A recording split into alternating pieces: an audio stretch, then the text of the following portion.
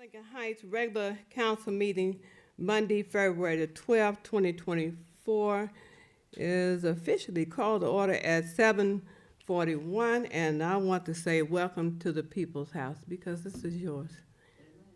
Roll call, please. Councilwoman Phyllis Baber. Present. Councilman Durance Daniels. Present. Councilwoman Tanya Key. Present. Councilwoman Laverne Mitchell. Present. Councilwoman Ruby Kinsey Mumphrey. Present. Vice Mayor Linda Childs Jeter. Present. Madam Chair, we have 6 present. We have a quorum. Thank you, Mr. Desai. Today we're going to have a person to come up and give us a special prayer, and that is Minister Leslie Calhoun, who is the sister to Nona Calhoun, and eventually I'm going to learn how to say that last name. And thank you.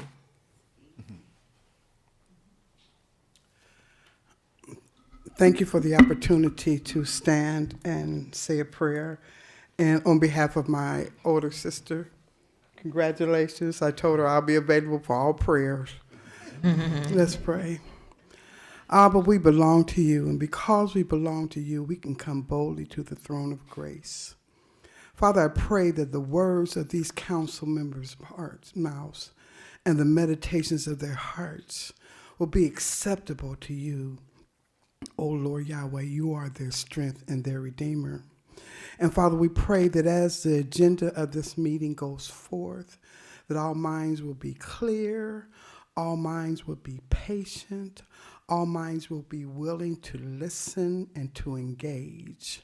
Abba, we thank you for this opportunity. We bless you for this beautiful village of Lincoln Heights, and we thank you for those who have come out to witness what will be going on today. I thank you for the appointment of my sister Nona Raphael Calhoun Mumia, and we pray that as she sits in this position, that you would give her the wisdom that she would need to be able to navigate through all of the things that will be coming her way, and not only her way, but every way of every member of this council. Abba, we bless you, we thank you, we ask forgiveness of our sins, those that we know that we've committed, and those we have no understanding of all that we've done. But let our light so shine before men that they will see our good works, but they will always give you the glory. Abba, we pray this prayer in the Lord Jesus' name. Amen. Amen. Would you please all stand for the pledge? Just stand.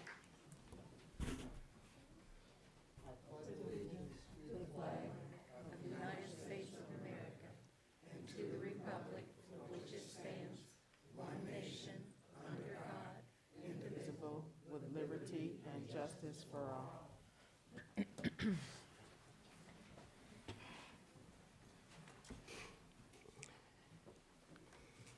Now, I will turn this portion over to Mr. Desai, who will have the honor to swear in Miss Nona or Calhoun Mumia. It's got the roll off, right? Yeah. Yeah, is it Mumia? Yes. Thank you. Mumia. Good evening, everyone. By our charter and the laws of the state of Ohio, whenever you are elected to serve, you are to be administered an oath of office, essentially stating that you will observe the laws of the community, of the state of Ohio, and the United States. So what we will do is I will have Ms. Calhoun Mumia come to the microphone up here at the front. I'll be on the other side, and I will administer the oath of office.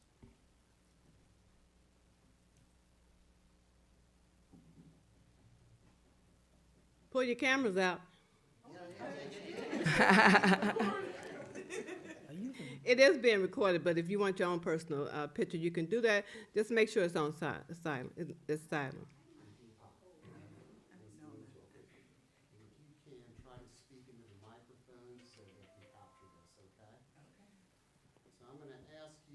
Raise your right hand. And would you prefer to say swear or affirm? Affirm. Okay. Repeat after me.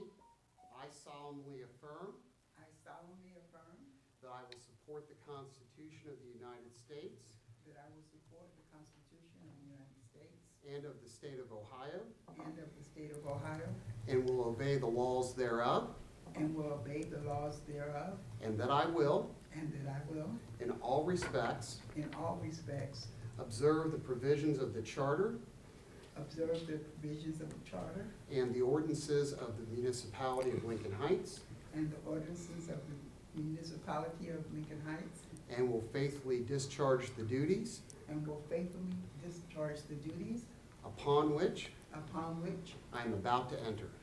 I'm about to enter. Welcome aboard. Thank you.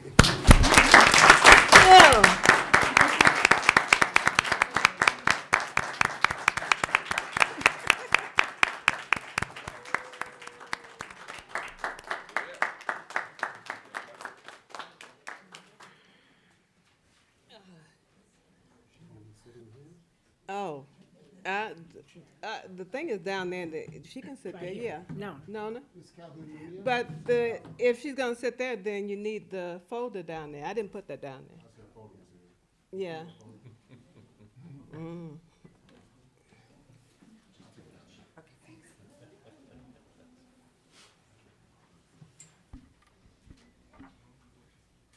Thank you.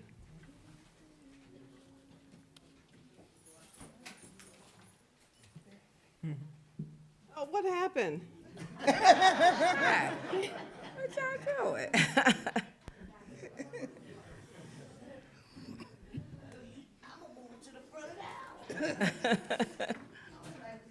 You got a whole section up here.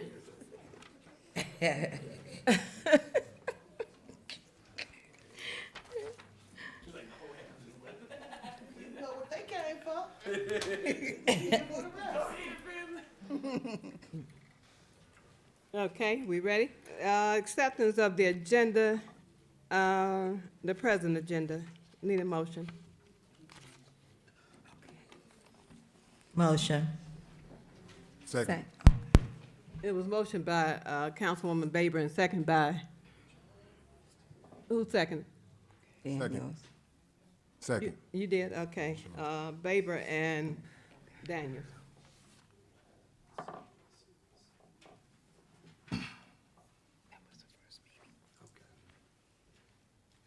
We have following the Journal Committee of the Whole meeting minutes of January the 8th, and Committee of the Whole meeting minutes of January the 22nd, and regular council meeting minutes from January 22nd, all in 2024. I need a motion, please. Motion with any necessary corrections. Second. Again, we have Baber and Daniels.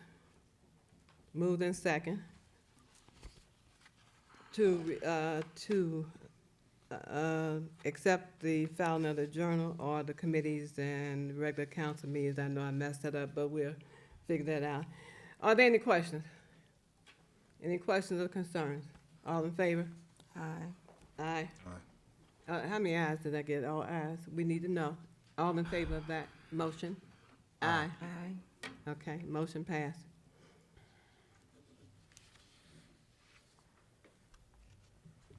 Announcement. Mr. Daniels. Yes, the residents of Lincoln Heights are putting together a Black History Month trivia night on February the 23rd at 726 Adams Street. The time will be from 6 p.m. to 8 p.m. From 7 p.m. to 9 p.m. And they'll be having a movie night and a trivia night, 726 Adams Street. So please come out and support our residents and our young people of the village of Lincoln Heights. Trivia is on our page. If you're gonna say that and it's being recorded, you would have to come to the mic, be recognized, and along with your address. So please try not to yell it out. Okay, thank you. We're good. Okay. Councilwoman Baber, No announcements, thank you. Councilwoman Key, No announcements. Councilwoman Mitchell, Yes, ma'am. St. Simon's of Cyrene Episcopal Church will be having its annual fish fry starting Friday, February 16th. The time is 12 to 7. You can dine in or carry out. I'd also like to make an announcement that this Transfiguration, the convent in Glendale, is celebrating 125 years. And we're asking St. Simon students, anyone who attended any grades at St. Simon School, to come out on February 24th from 2 to 4 for a meet and greet. See all your students that you went to school with. And then on the 25th, Sunday the 25th, at 3 o'clock, there will be a special presentation for the Sisters of the Convent, Sisters of the Transfiguration, for all they have done in the village of Lincoln Heights. And that you must RSVP for. That is, you can call Mr. Pearl or Mrs. Brown at 513-771-7806 and RSVP for Sunday, February 25th. And you must do so by the 16th of this month. The event on Saturday is not an RSVP event. You can come. Anyone can come who has been connected to the St. Simon's Parochial School. Councilwoman Ruby Kinsey Mumphrey. I don't have any. Okay. I have one announcement. That is, first of all, to thank President Commissioner Alicia Reese for that outstanding state of the county that she gave to us. Not only that, but we were well represented because you heard Mrs. DeRonce Daniels' name in there, and you heard, Councilman DeRonce Daniels' name called out loud, and also Councilwoman Ruby Kinsey Mumphrey for the work that they have done in the village of Lincoln Heights. So kudos to the two of you. And also, I stood in the place of the mayor as the interim mayor at that time, and it was a fantastic evening. So if you get a chance, you can see it on Facebook. It's out there somewhere. Or you can go to Hamilton County Commissioners and pick it up and take a look at how much that they are doing it down there. Our president, Commissioner Alicia Reese, she's got folks working everywhere. So spread the word because there's some good stuff out there. The 513 relief bus was up working on the next day at Corinthians Baptist Church.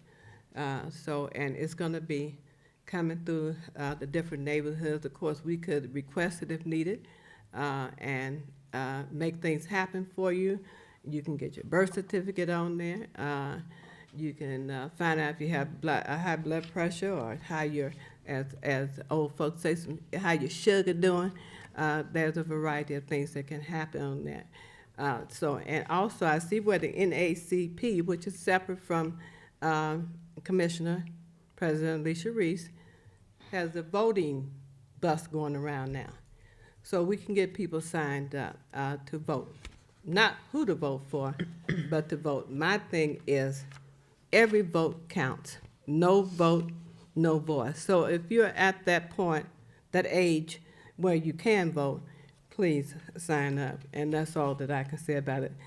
That is, Lincoln Heights Missionary Baptist Church showed up and showed out, started out the Black History Month, which was very surprising to the people who attended that gathering. And it was a great day. So I kind of mixed it up from Commissioner President Alicia Reese on to the NAACP. That's it. I left the best for last. I skipped our new council member because she may want to say something, even though it is not an announcement. Councilwoman Nona Calhoun. That's all I know you by. Okay, that's fine. I just want to say, would you bring the mic a little closer to you? I just want to say thank you for the council, and as my sister has said, that we take this, we don't take it lightly, this opportunity to serve the community. As you see that a lot of people came to support me. I was sort of surprised to see my family and very happy to see my friends that came out to support me. And I look forward to getting more people involved in the various committees and getting the work that needs to be done for the community. Thank you. In 2 years, or 1 year and 10 months, there are 5 openings up here. If you're interested, serve on these committees and find out what council's all about. Thank you. Okay, moving right along. We have hearing from the resident. No one signed up, so therefore we're going to move past that. You must sign up in order to do that, unless council agreed to let you come up and talk. So we got a long agenda here. We're going to move on. We don't want to keep you here to midnight. We have a presentation. Mr. Lemon.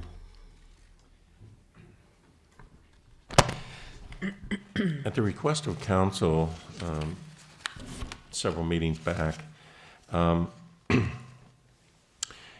it was indicated that there are some things about Memorial Fields that not everyone is up to date on. And so I thought it would be appropriate to have representatives here tonight to update council and permit any questions pertaining to what's going on at Memorial Field to them, as well as Mr. Williams, who came this evening in case there are any questions directed his way, and myself. So I think we've got a good representation tonight to try to address any questions pertaining to Memorial Field. Mr. Williams, would you please come up to the mic over here and sit in that seat, representing the village of Lincoln Heights? Would the representatives from this organization come up and give your name and the company that you're working for?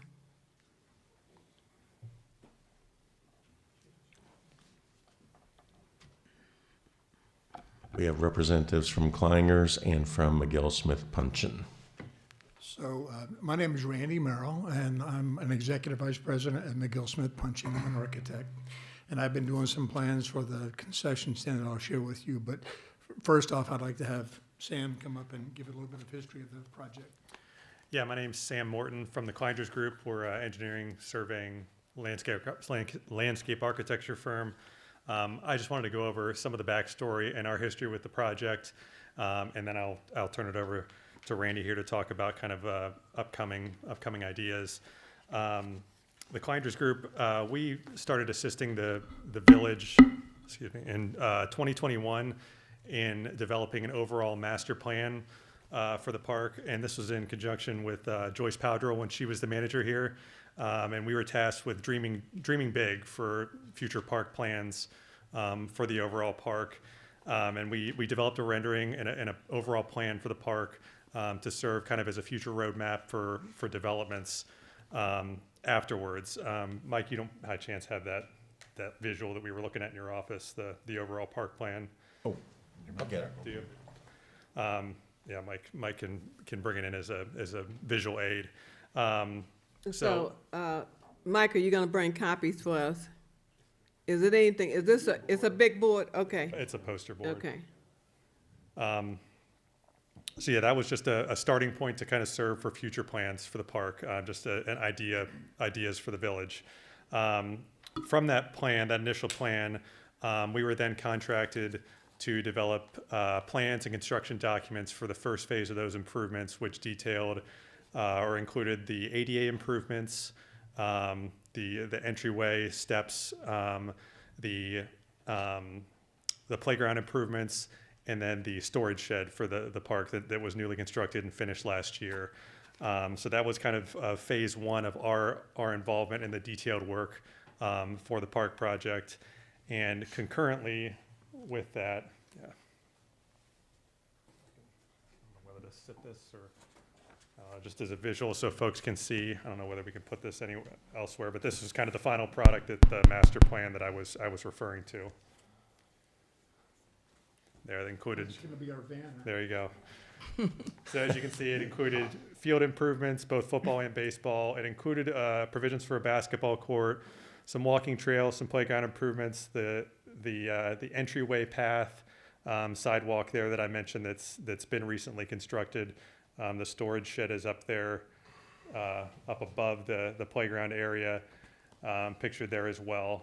So kind of gives you an idea of overall the overall plan that was settled on for the park. And then, like I mentioned, the pieces, at least for the first phase, that were picked out and selected to move forward to be constructed as the initial phase of the project. So in conjunction with that, the Reds Community Makeover came in and helped out with some of these elements as well. Kleinders was not involved in that aspect from a design standpoint or construction standpoint, but it happened roughly at the same time as those initial ADA improvements and playground improvements to the park.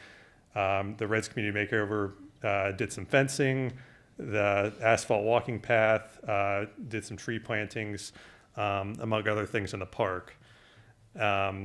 And then after that, it was my understanding that the village applied for additional grant dollars for future improvements to the park through ODNR, and were partially awarded for an application of $300,000, which was intended to be used towards a new concessions building, roughly where the existing building stands right now, which is where we've come in here recently.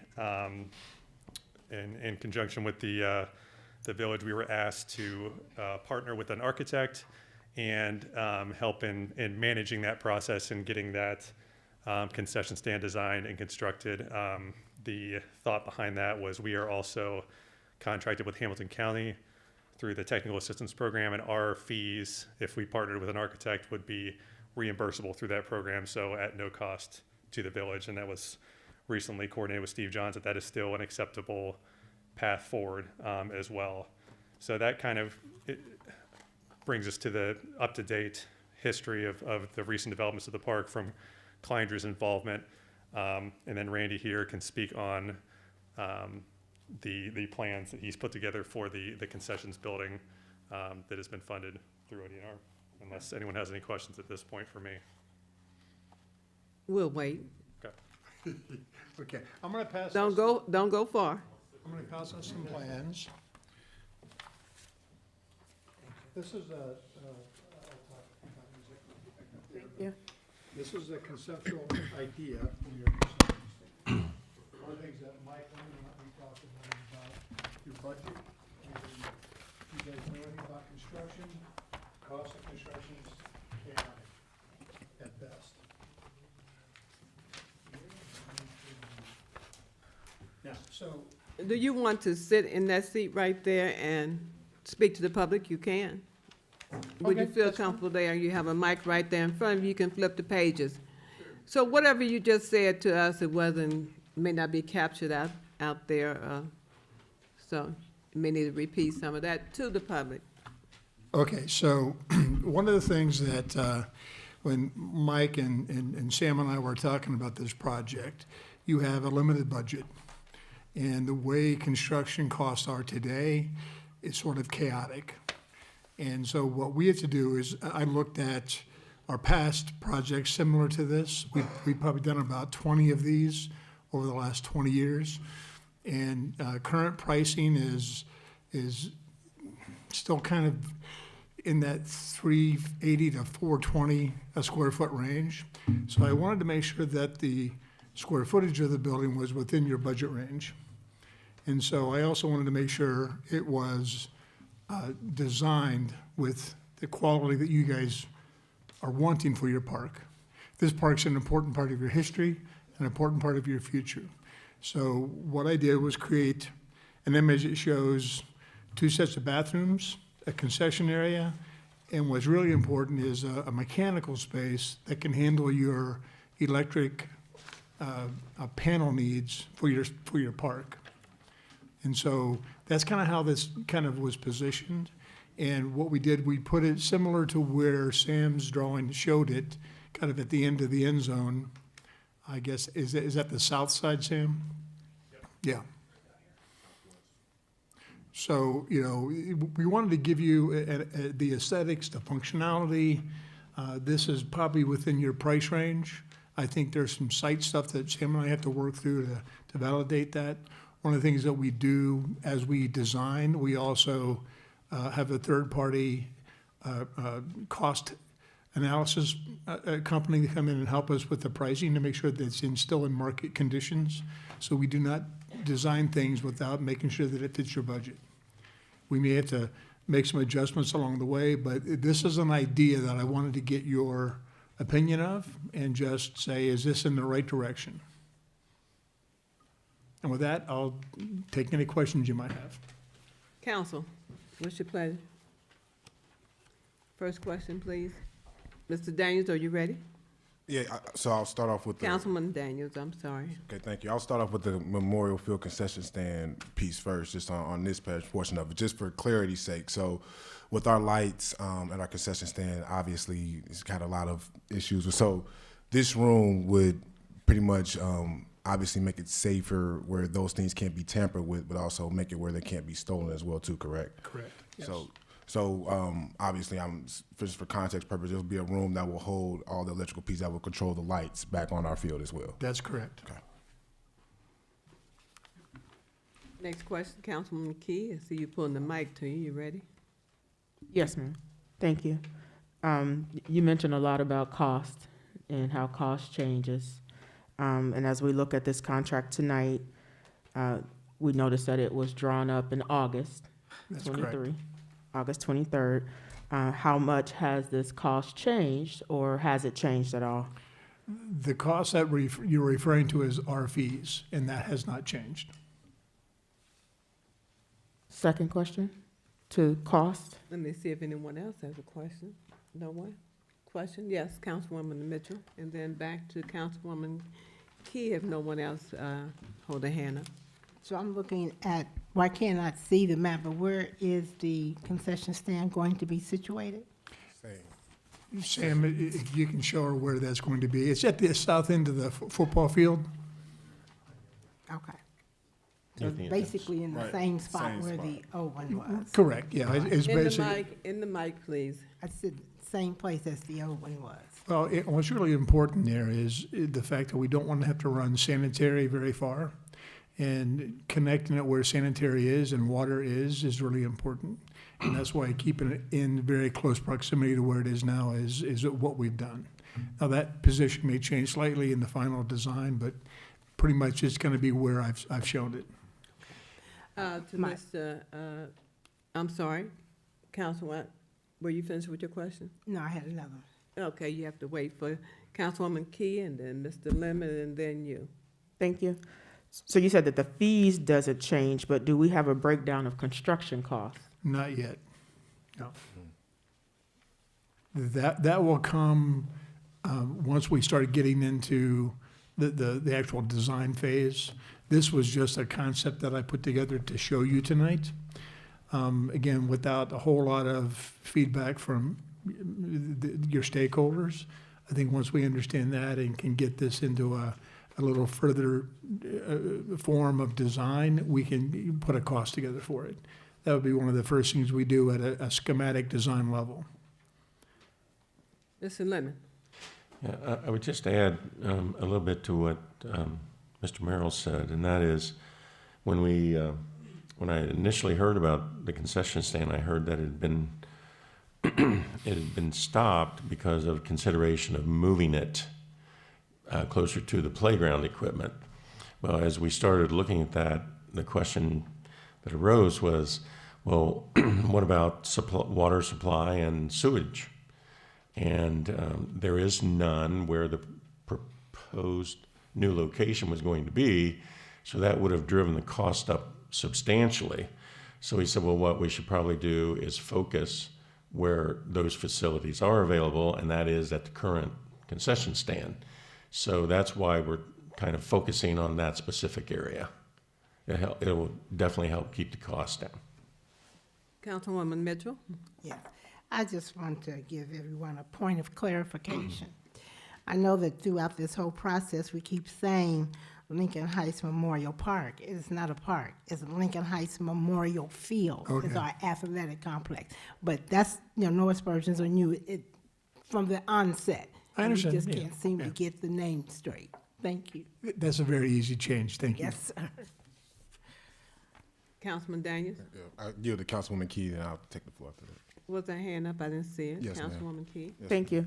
I'm going back to cost again, because that's where I am with it. You mentioned earlier, and I don't think I wrote down the numbers, you said you built this type of schematic several times. Multiple times, yes. Just looking at that, what is the square foot of the one that you're proposing here? And then I think I heard you say $380 per square foot or something like that, or It's in that- $420? It's in, yeah, 300 to 420 is what a lot of these are coming in, and a lot of that depends on the material used, how many plumbing fixtures you provide, size of it, and the complexity of a lot of different things.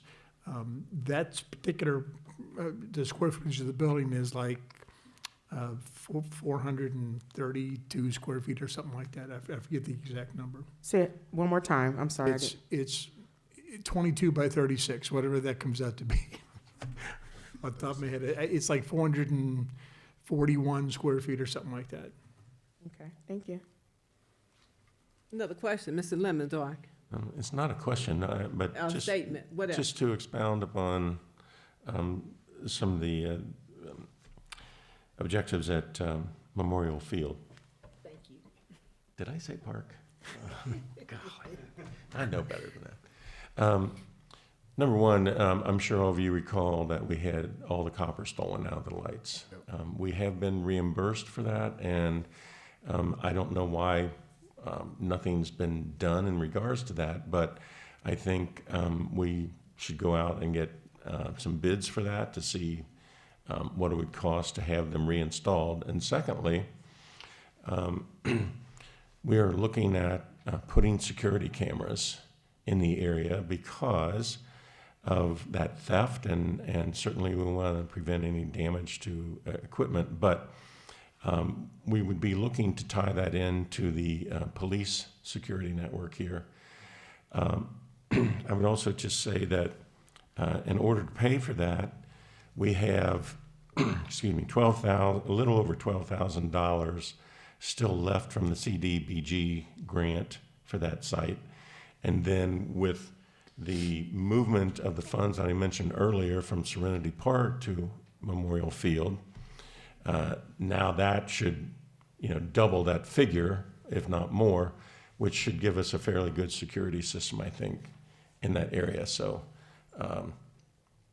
I think that between the lights and the security and the concession stand, we're making pretty good headway in terms of getting the field reopened. Councilman Daniels.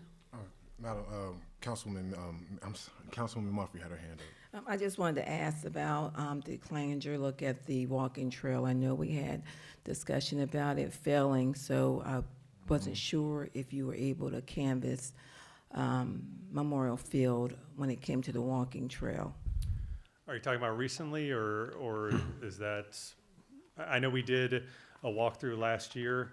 I believe it was last year, Mike, when you were first brought on board, I believe.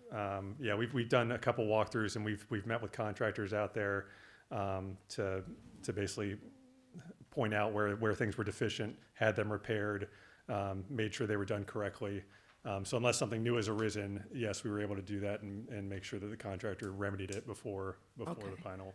So they'll be able to give us some information on what was corrected, what needed to be corrected, and what did, because we had got information that it had collapsed in areas, and that's why I was asking. I just wanted to find out. I haven't heard that, at least not recently. So unless that's a new development, I haven't heard about that. Thanks. Councilman Daniels. So just for clarity, and because I have two now, so the sidewalk failure, just that was the reason for delay for the past year or so, one of them, and that in the shed. But so you're saying, just want to be clear, you haven't heard of the sidewalk failure situation? There was some cracks and some deficiencies in some of the sidewalk in other areas of the park, the newly constructed pieces of the park that we met with the contractor last year. Had those marked for repair. They were repaired. Okay. So unless there's been something here in the last month or so that I wasn't aware of, that was done later last year. To your professional opinion, because I didn't have one on on the concession as well too. To your professional opinion, when would you kind of assess would be the best time, or what would be the safest time to open it up to the public or allow our public to utilize the space? I think as far as the facilities that are built out there, Yeah. they're in the shape that they can be used now. Okay. Now, as far as the security and the field itself and other things that we've kind of talked about here, that's probably needs to be determined and assessed separately. But as far as the improvements that have been recently done, Yeah. in our opinion, those are complete and those are able to be utilized. I'm sorry, and this is the last one. So when it comes to the concession stand, from your professional opinion, if this is something that we would choose to do, would this then stop our kids from playing football this season? Because they have not been able to utilize their field for the last 2 years. So that would be something that if we're saying we would do this and we'll push it back another year, then that could be another problem. Could this be something that would be built but still allow our young people to play ball this year? I think how I have positioned the stands is 30 feet beyond the end zone line. Okay. So you should be able to, with proper About a foot first down. security and fencing, you should be able to play. Oh, yeah. Okay, so I'm going to take this over at to the Mr. podium, Lemon. What are all the issues on the field? Because we have people that are concerned about not being able to play on that field. And we need some dates as to maybe, approximate dates when we can start to use that facility out there. I actually think Mr. Williams might be able to address that better. I know there are some things that need to be done to the field. The baseball diamond needs to be addressed. Some other minor issues, but Mr. Williams, do you have any comment? As far as the football field,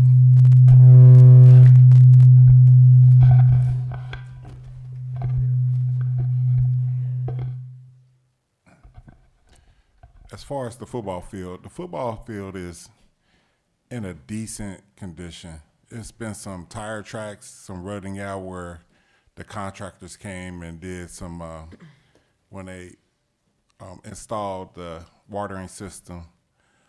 Far as them going up there and not be able to at least practice, I don't see any problem. It's some spots where, like I said, some rutting out has taken place over there by the football field. The field holds water. Yeah. So on a good rainy day, it's too wet to really do anything. And when you cut grass, you got to kind of wait till it kind of dries out. But as far as going up there and participating, at least having practice, I don't really see any issues. Great news. It's great news. Okay. So is there a solution to the water? As far as I know, it always has held water. When I talked to the previous maintenance guy, Mr. Willis, he always said it just holds water. It takes a day or two to dries out, to drain out.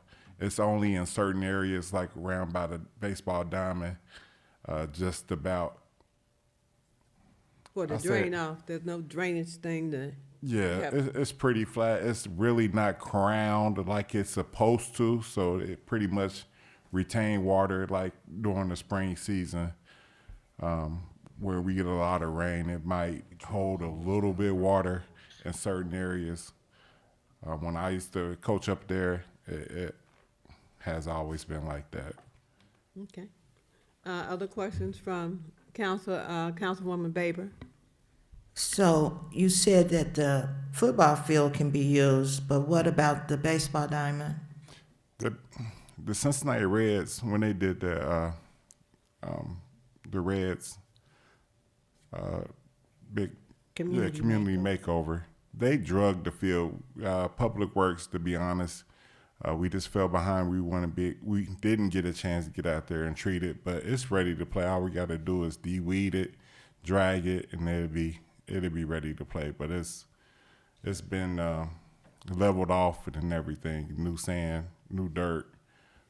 We just got to do the field dragging and everything. So it should be ready by spring? Yes, ma'am. Yes, Councilwoman Key. This will be my last question. Thank you. So the legislation that we have before us is for the fees of the renderings for the project, but it's not for the building or the reconstruction of the project. Is that what I'm hearing? Yes. So we're looking at almost $50,000 that's coming out of the $300,000. But when I just run just raw numbers, just based on highest levels that was shared today, it's about a $500,000 project. So are we gonna put together a plan to be able to go? That's my estimation.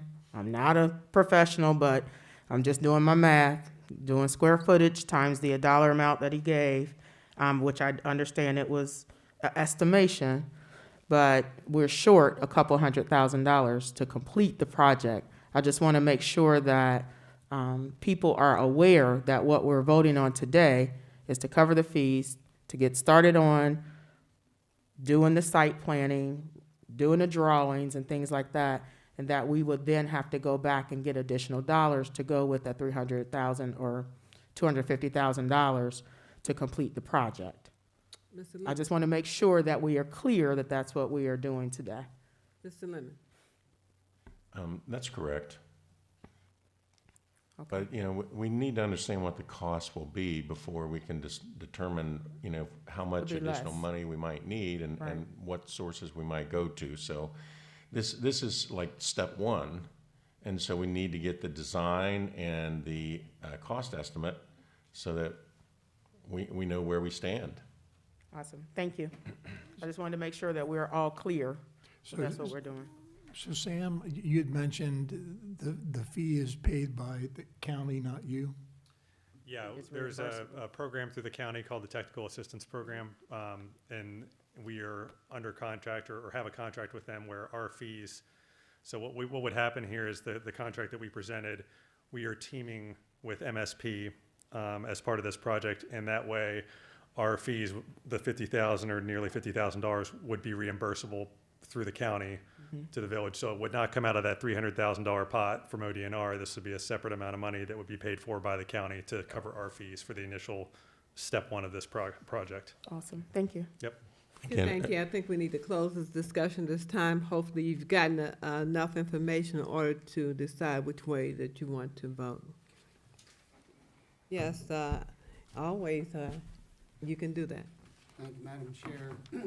Gentlemen, thank you for the presentation. And it's exciting what Mr. Daniels and Ms. Baber were talking about, people perhaps being able to get out on the field.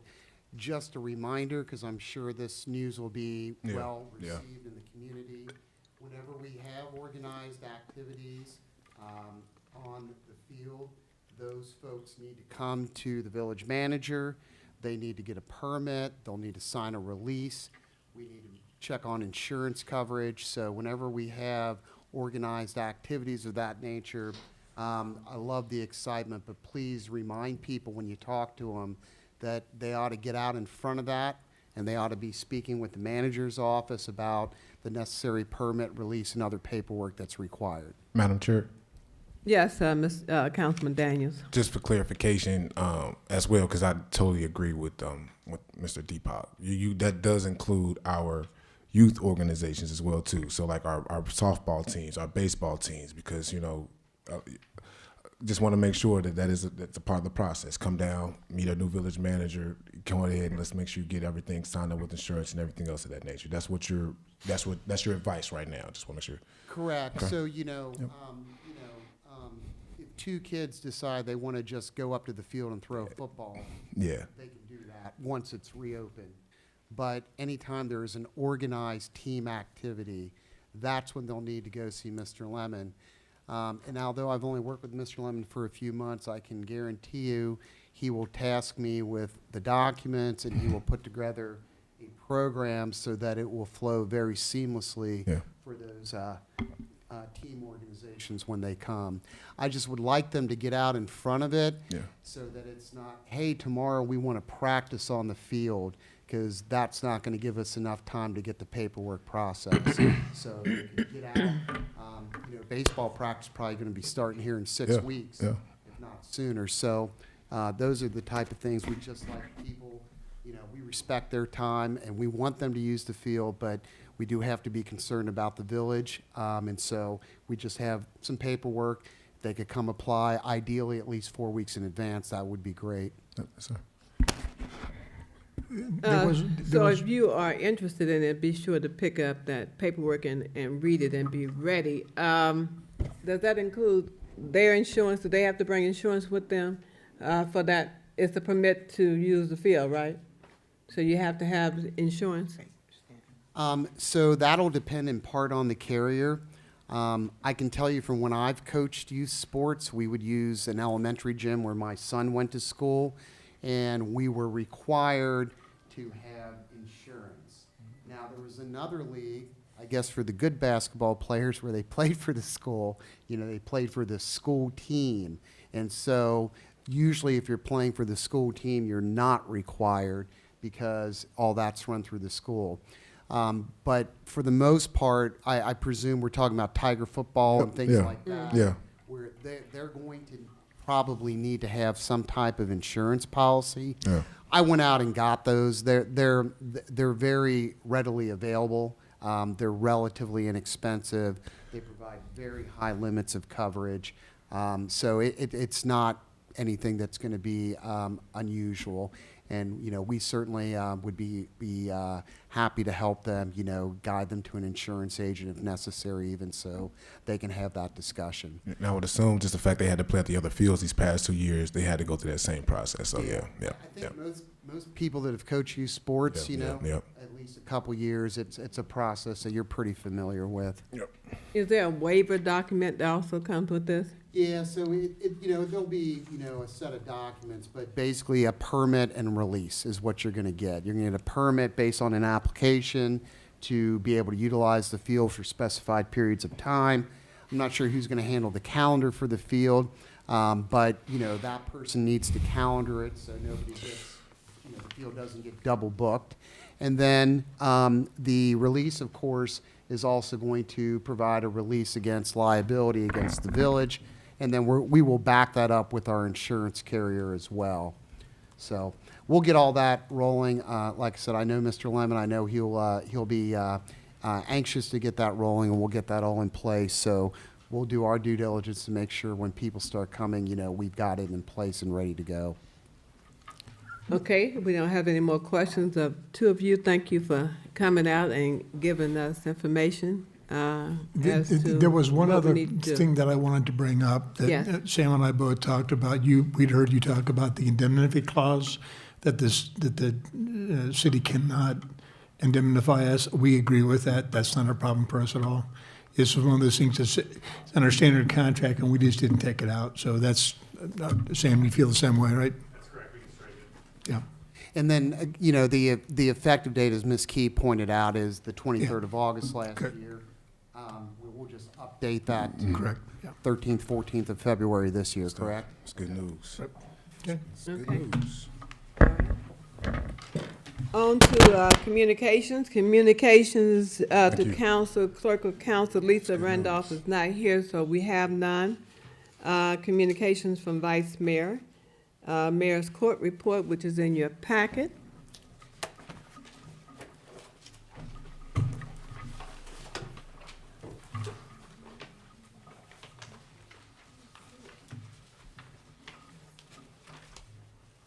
You will see a summary of the total amount of funds to be dispersed, and it's Lincoln Heights Mayor's Court Monthly Report for December 2023. Total to state, $150.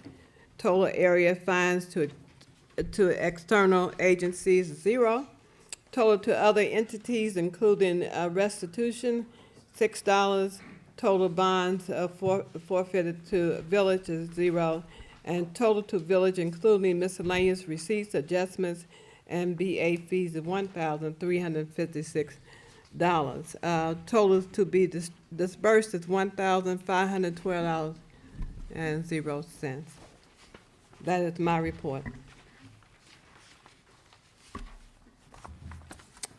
Need a motion to accept the report.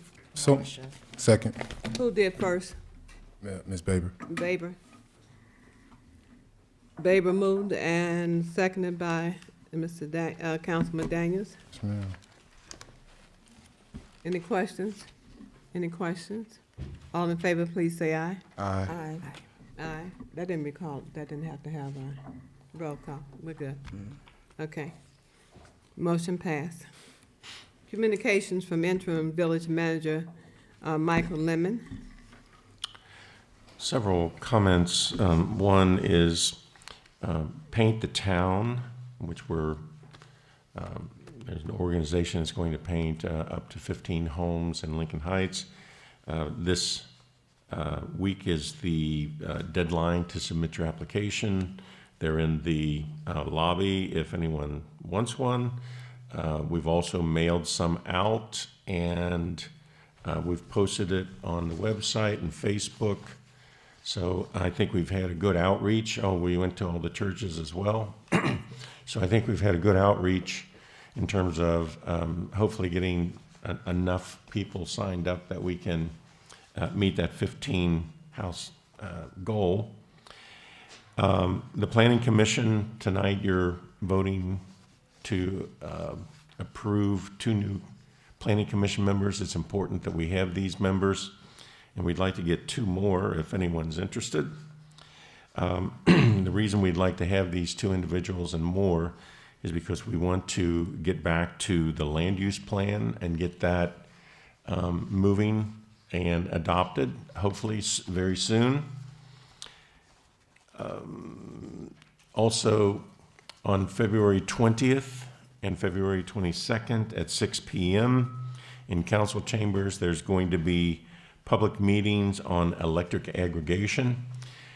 We've updated the website to include, and Facebook, to include information about electric aggregation and the process that we're going to go through over the next several months to get it up and running. But anyone that's interested in hearing more about it and learning about electric aggregation and what kind of savings you might be able to expect, come to the meeting February 20th or 22nd, and hopefully you'll get a lot of good information. And that's all I have. Thank you. So you have a Tuesday and a Thursday for that? Yes, ma'am. Okay. Public, please come out, and so you can find out about the electric aggregation piece. We just voted on this, right? In November, yes. In November, so we have to have a public meeting or public hearing or whatever they're calling it, so that you would get a full understanding of what it's all about. So if you're paying for electricity and you want to reduce it, come out and find out, why did we really vote for that? Sometimes we vote for things that don't really understand it. So we welcome you on Tuesday the 20th and Thursday the 22nd at 6 p.m. It should take about an hour, I would say, about an hour and a half, and spend your time wisely. I want to say something about Paint the Town. Do you know how many applications been turned in so far? I have not received an update, but I know that there was a flurry of activity. I think they've received a number, but I don't know the number. Okay, so the 15th is the deadline. If you live in your house and you want to paint it free, and free, you can get that done. If you have a grandparent, especially our older generation or our elderly, may need help in that area. So you still have a couple of days to get that in. It can be done online. You don't have to come to us. You go to our website and you will find it. And I thank this organization for coming out and considering us for this. And we want to clean up our community, and this will help, you know. So I also want to say that the Lincoln Heights Missionary Baptist Church did a whole presentation on Paint the Town. It was great. So in addition to what you have out there, he spread the word, and he also ended it just as I did then when he says, and best of all, it's free. All right? So check your neighbors. Madam Chair? Yes, sometimes the older people don't know how to deal with the internet piece, so yeah, you can help them. Yes, Mr. Lemon. Thank you. Just a point of clarification.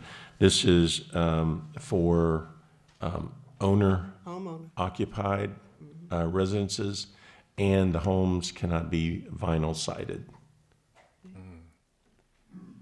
Okay. So if you pick the application up, you can read the steps. It'll tell you what you can and cannot do, have or not have, okay? So thank you, Mr. Lemon. What is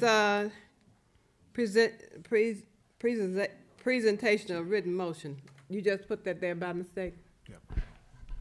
I did not ask for that to be there. I'm not sure why it's there. Okay. So Thank you. we will, okay. You can explain it, okay? I can't. So at our last council meeting, we reviewed a rule by council which says that a new matter has to be brought in writing and referred to committee. And it slowed down some things that I think wanted to be motioned that night. Mr. Lemon got out in front of everything over the last 3 weeks, and in addition to the emails he's been sending everybody with the calendar updates, he also prepared some written motions.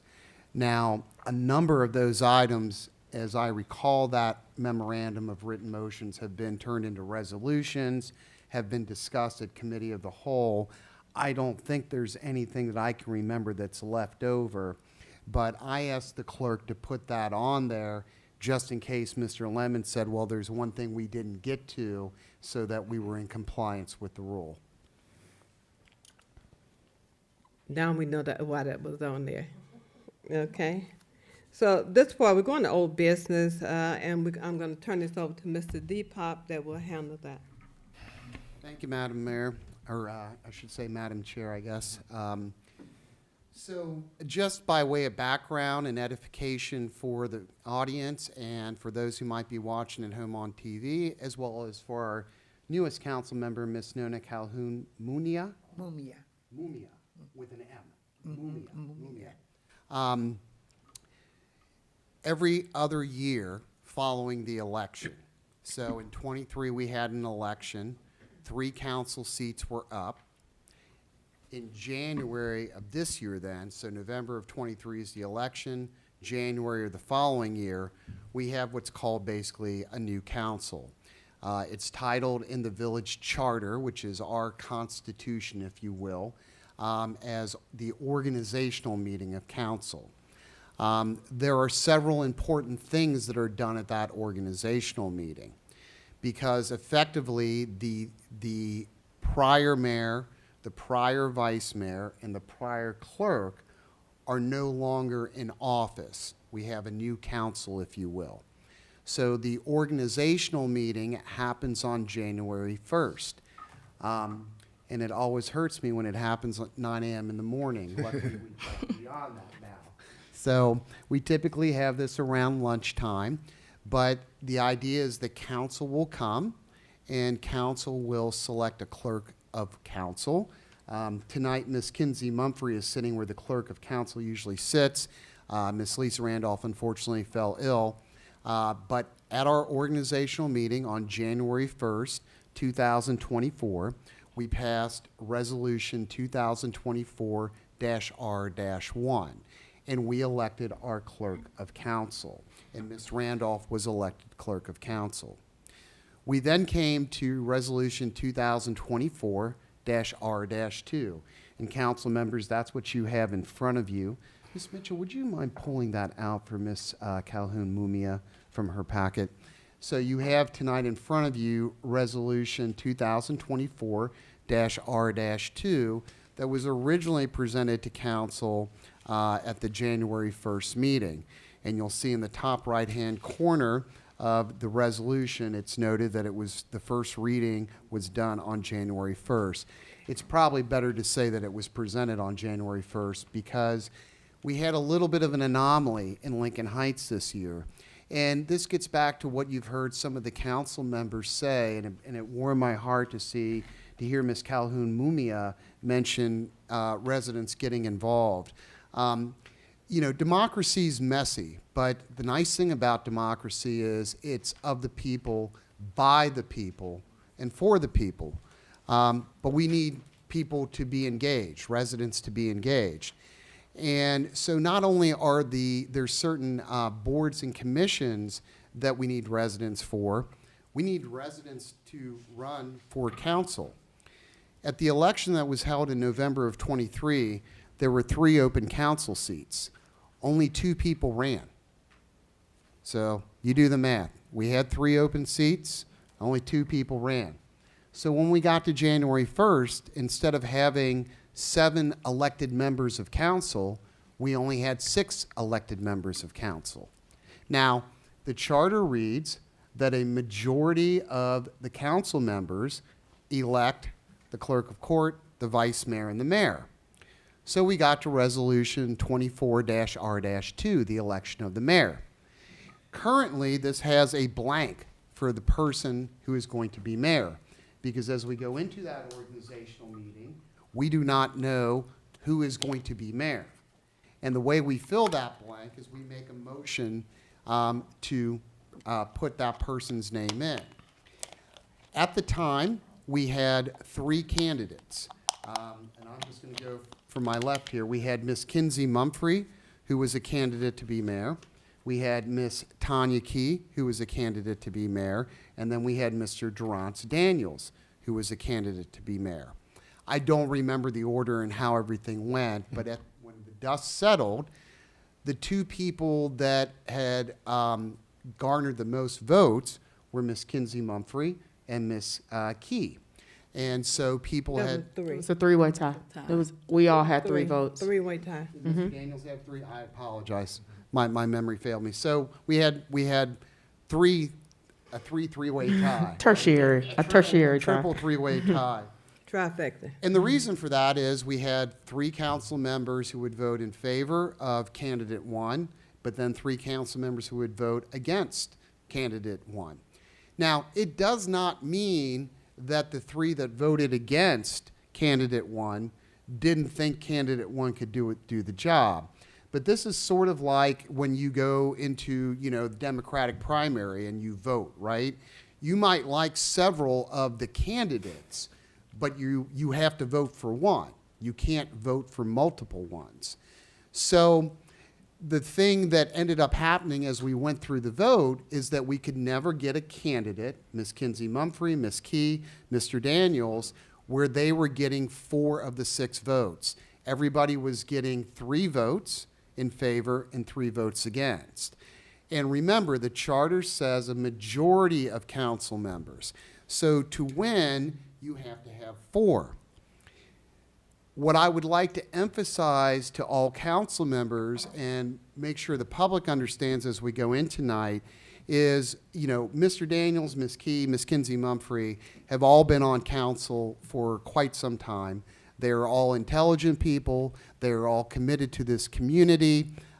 They all strive to do their best as council members.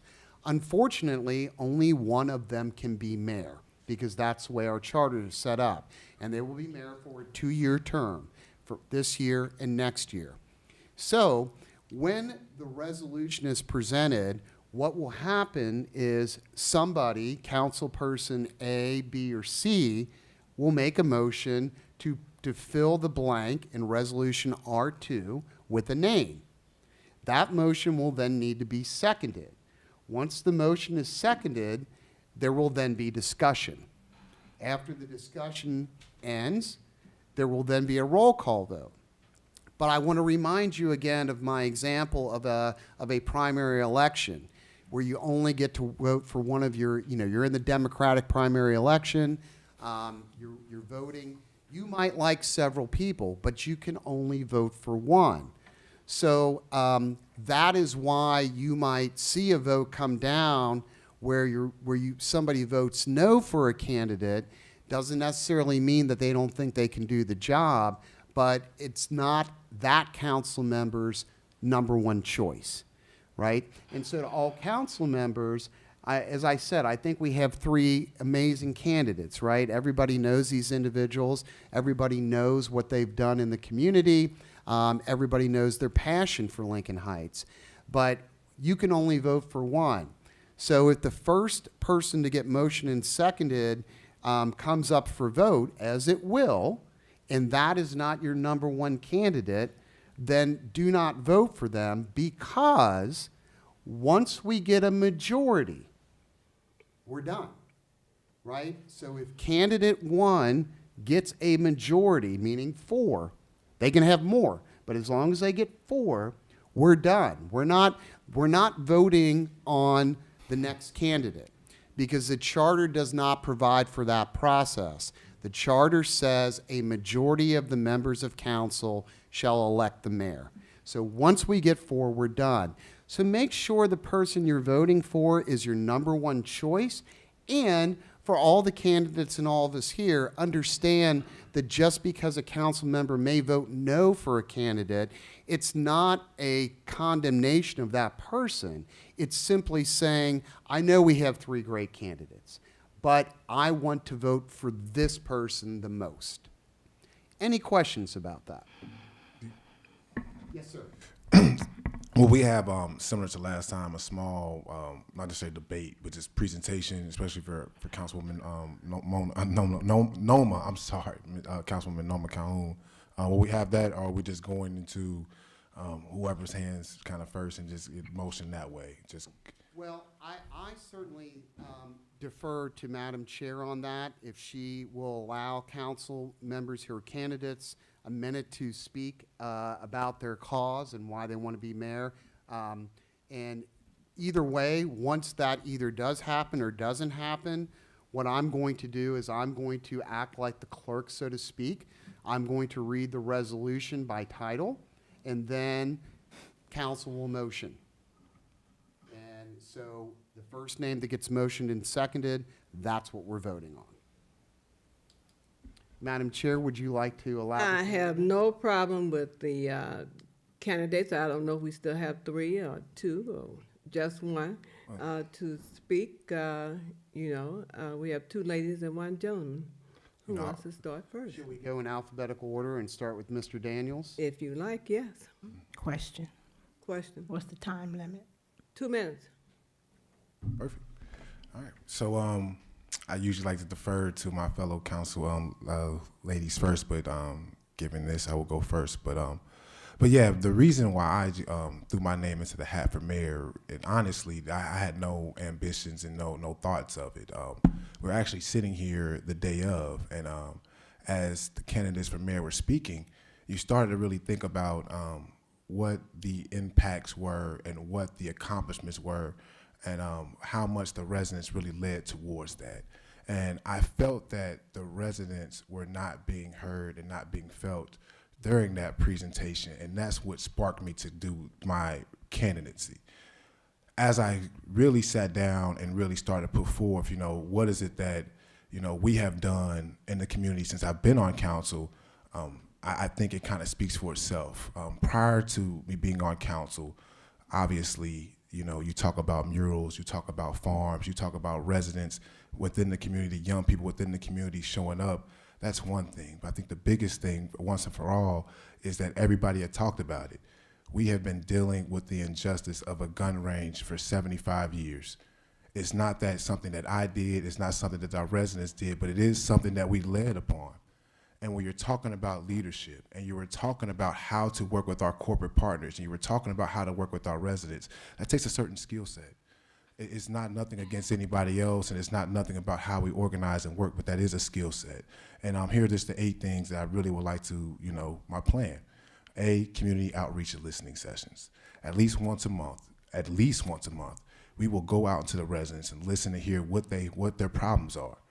The second one is youth empowerment programs, which we already employed that within our nonprofit, but bringing that here within the community. Working with our Hamilton County partners, working with our partners to empowering and employing our young people to do some of the work here. Grassroots initiative support. A lot of our residents are doing a lot of the groundwork here right now, but they don't feel supported. They don't feel heard. They don't feel loved. So how do we now create that community grassroots initiative support? And that's something that we want to provide as well too. Obviously, okay. I didn't say it, Mr. Desai said it. Oh, I thought I was gonna get at least a minute warning, but that's cool. I only can I just get Supposed to have a two? minute. I'm not keeping the time here. And it's just 30. So I only have 4 more spots. If that's fine, I'll just read them if that's cool, Mr. Desai. So, obviously, grassroots initiative support, community farms and green spaces, and transforming our spots in the community and kind of leading on that initiative. Community programs and spaces, allowing these things for, once again, our community programs to have a spot to go to. Our corporate partnerships and working with our corporate partners and having measurable impacts and accountability, but lastly, transparency and accessibility. Those are the things that I would like to stand up on. Well, you know, I have to give the next person equal time, but we're going to stick to I think I did the 2:30, clock. right? No, 2 minutes, 30 seconds. About 5 minutes, okay. You cut me off way too late then. Yeah, I did, didn't I? counted 2 minutes and 20 seconds. So less than my time. I appreciate That's for the your time. accuracy, Mr. Desai. Thank you. Men sticking Hyperbole together. is not necessary. Okay, the next person, please. So the next person in alphabetical E would be Ms. Key. Thank you. You know, when I think about the mayor of the Village of Lincoln Heights, I go back to the original framers of our charter and what they wrote, and I am a proponent of following rules, following laws, trying to understand the purpose of why the founders of our community wrote what they wrote. I believe that every council member here can be a leader. We were all elected by the people. The people chose us to represent them. I believe that as a mayor, the mayor kind of oversees the leadership of the council. I am very much in favor of allowing people the opportunity to be a leader in the community. I don't think that the framers had in mind initially that the strong mayor, or at least when the new charter was created, that the strong mayor was what we should go by. But I do believe that the people should be able to identify if we have a strong mayor, because that's how the charter lines out, not council. And I just believe that any individual here can present themselves to represent our community. I have great respect for the ones that are here who have been mayors previously. I think they have done a yeoman's job at being mayor. But I also think that it's time to change and turn the page on the next generations of our community.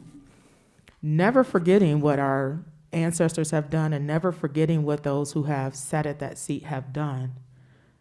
I just feel like I'm the best candidate to move forward the village in which we are looking at right now, our landscape right now, economic development, transparency of government, sharing of power.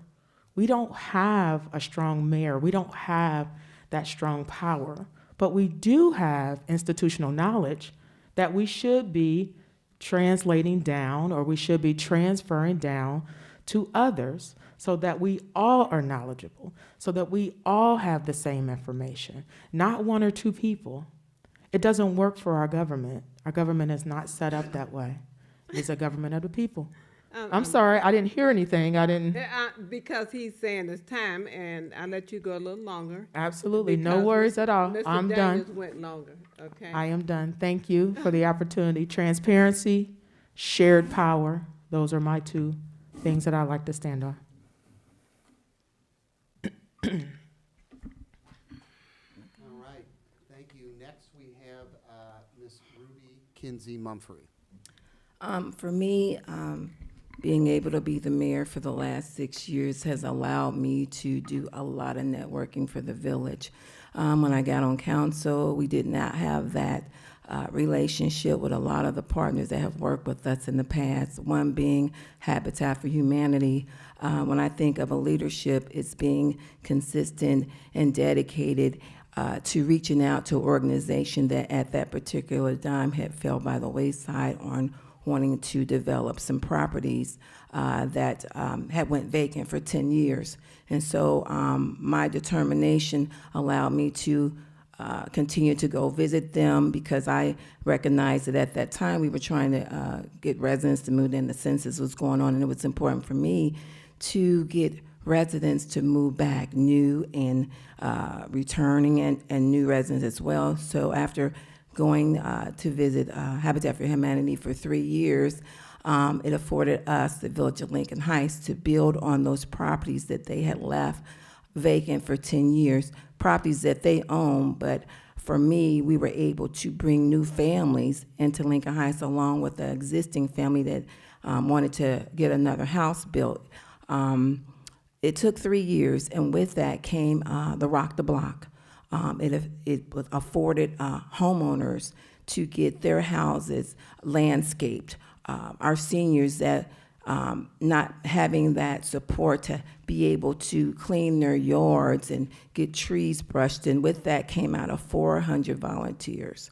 Going out to other organizations and trying to get them to come and help the village where we did not have that support. And I've always wanted to work with the council members to begin to change the narrative. Also, Lincoln Heights Day and working with the residents, they've always said it was community driven, but as we plan it year over year, the council wind up being the ones that did the work, and the residents, they would come, but we just could not find that edge at trying to get people to volunteer, but we haven't given up. So, and then came the shooting range, and for me, it started before me, and it was important for different organizations to help, Heights Movement, Councilman Daniels, the young folk, you know, and the things that they were doing. I would never take that away from them, and I would never take that away from anybody. We're stronger together, and I want to continue to move forward to bring the village forward with partners and new partners, and I believe it's going to take council to work together and not be divided. So now we are past the primary piece. They've spoken, and we're into the general part of Village of Lincoln Heights. Mr. Desai. Thank you, Madam Chair. So if I can direct your attention to item 12 on the agenda, titled Old Business, we have the second reading of resolution number 2024-R-2. This resolution has been presented to council previously, so by default, it'll be read by title only unless there is a motion to read it by its entirety. Hearing no motion, I will proceed with the reading. Quick question. Sorry, I just want to make sure that I'm understanding right. We're only going to vote one time for our candidate. Is that what you're asking? Right. So what I was trying to explain before is that because of the way the charter is set up, it says a majority of council shall elect the mayor. Mm-hmm.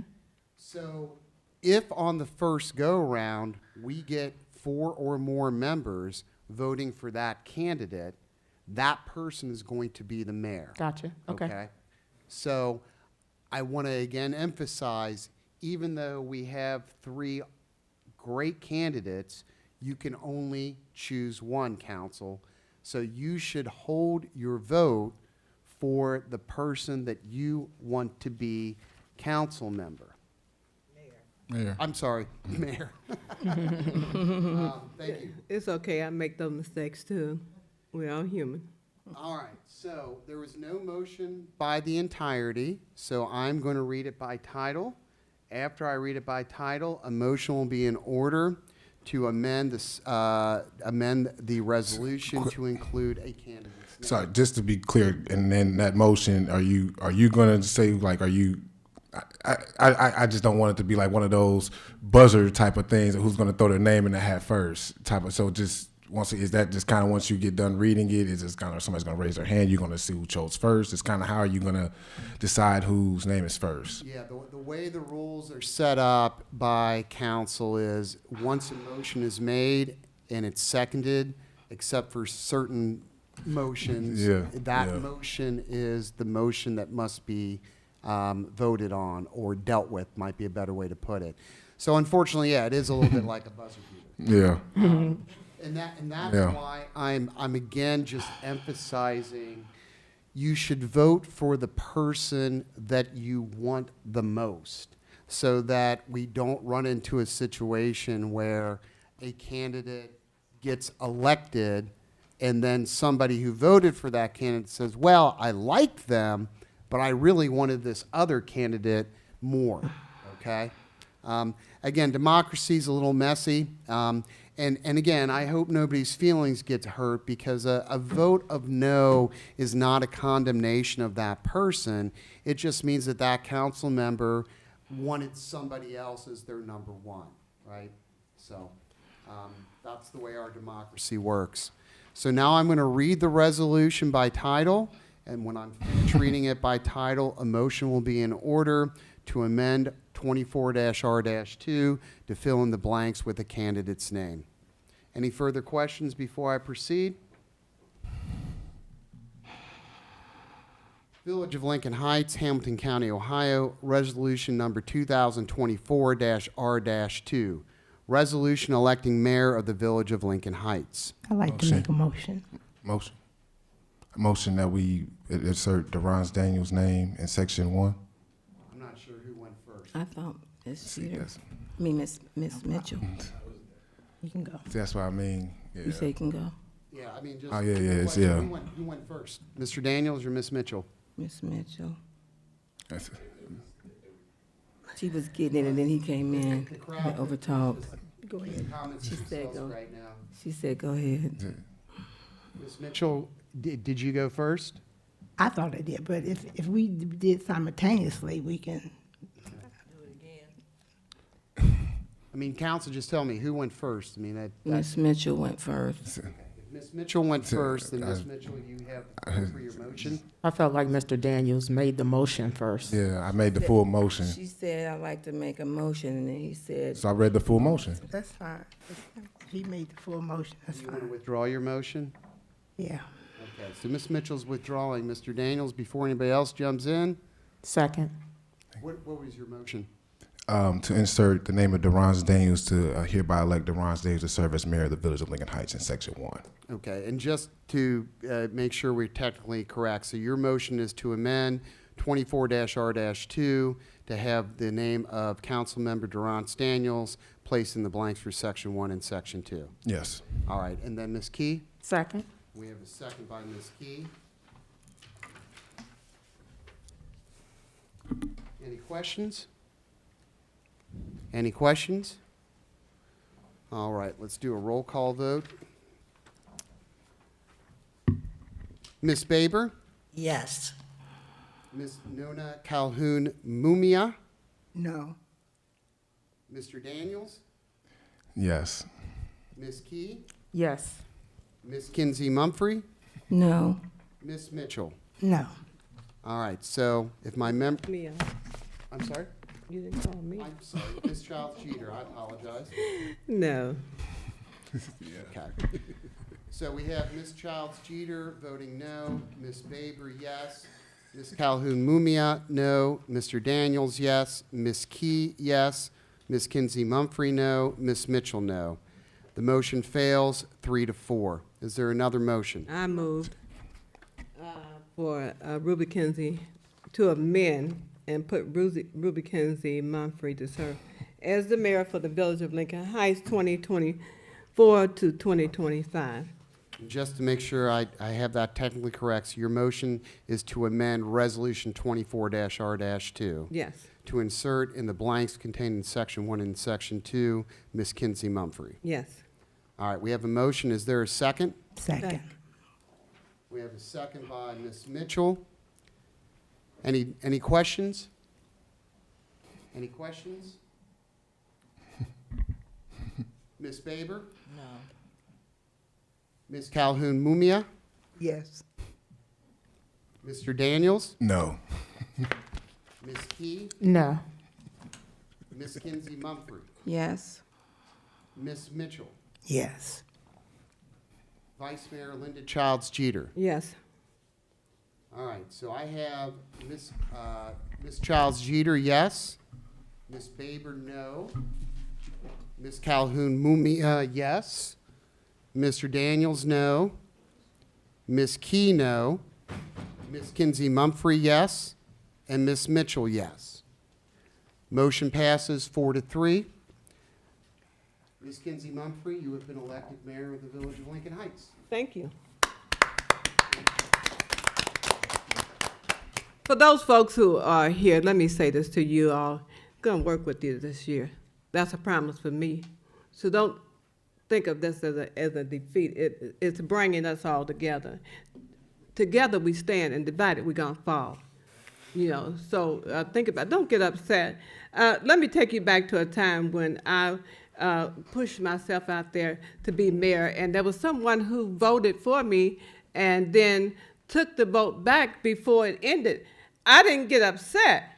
And later on, I said, thank you. This is not an easy job right here. It demands you be here almost 100% of the time, and some of us just can't do that. So don't, please, I'm asking not to do this. If we want to work together, I am going to be that person is going to, I'm going to draw you to me, and we're going to work together. Mr. Daniels, please accept that. I don't understand why my name is being called out. There were 3 people that voted for mayor. We went through the process. I don't understand why my name was being called out. You gave me the floor. But I appreciate your statements. I appreciate your words. I appreciate your promises. I hope that happens for the residents' sake, because I'm just simply here to represent the residents. Thank you. But, you know, if you have certain types of behavior, you can also pull people away from you. So I just say, take this big hug. And that's all I said. And I only mentioned Councilman Daniels because he's out there with you all. Listen, guys, I'm old. I'm old, and that is an excuse because it limits me from doing some things. But all of us together can make things happen. No, y'all good. Y'all good. Y'all good. Y'all good. Y'all good. Y'all good. Y'all good. Y'all good. Y'all good. Y'all good. Okay. As a resident, and I can speak. Appreciate I it. can put my name in the bucket 10 times. They never called me to let me say nothing. But I know today somebody even asked me, who is Ruby? Ma'am, you're out of order, please. I am. Y'all are too, but Remember that this is being recorded, and we need to not do this. Ma'am, please, Okay. please. Thank ma'am, you. please. Have a nice day. Let's Please, move out of on order. to the new business Thank you. piece, supplemental agenda. that's because it's not for the residents. How do Let's we get move to on speak to, ever, and no hearing, and I've been down here Ma'am, if multiple you times. cannot control yourself, we're going to ask you to leave the room. Speaking what I'm gonna say, You've I'm at, speaking you need to first. leave. You Y'all need to never leave. let us speak You need as to leave. residents. You So need who are to y'all leave. working for? You If we need to never leave. get to speak, when do we get to speak? Ma'am. Can you give me a day and time that I can come down here and speak? depends. Can you give me a day and time that I can come down here and speak to council? If you contact the clerk of court, she can give you that Thank you, thank you very much. Thank you. And I will be back to speak.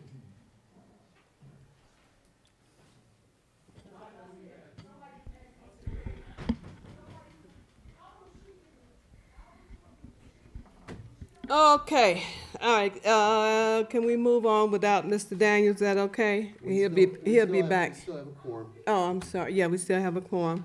So that is finished business, and Mayor Ruby Kenzie Murphy will take the seat back in, at the next meeting, and I'll be glad to give it to her.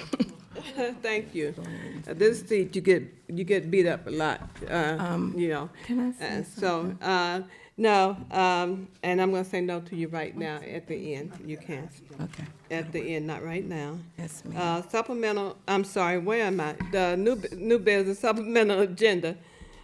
First reading, resolution number 2024-R-11.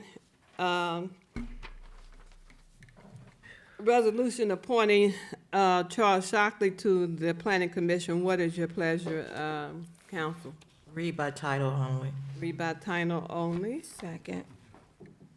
Second. I don't even know where I am now. Where's this the thing? It is 11. This is R11. And we have, Is that the one where we need to amend? R11 is not. Yeah, it is. Motion to amend it's not, the date. No, 16 is the I one thought that need to 13. be amended. Okay, so we have a roll call. All right, so we have a motion by Ms. Faber, and I'm sorry, who provided the second? I did the second. All right. Was that, Ms. Kinsey Mumphrey provided the second. And roll call.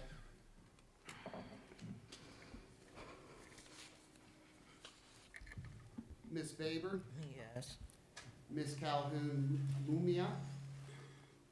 Yes. Did I say that right? My name has been butchered a lot over the years, so I'm very sensitive to that. No problem. Mr. Daniels? Abstain. Ms. Key? Yes. Ms. Kinsey Mumphrey? Yes. Ms. Mitchell? Yes. And Vice Mayor Linda Childs Jeter. Yes. We have 6 aye votes, 0 nay votes, 1 abstention. The motion passes. Motion to suspend. Let me redo the reading. Oh, I'm sorry.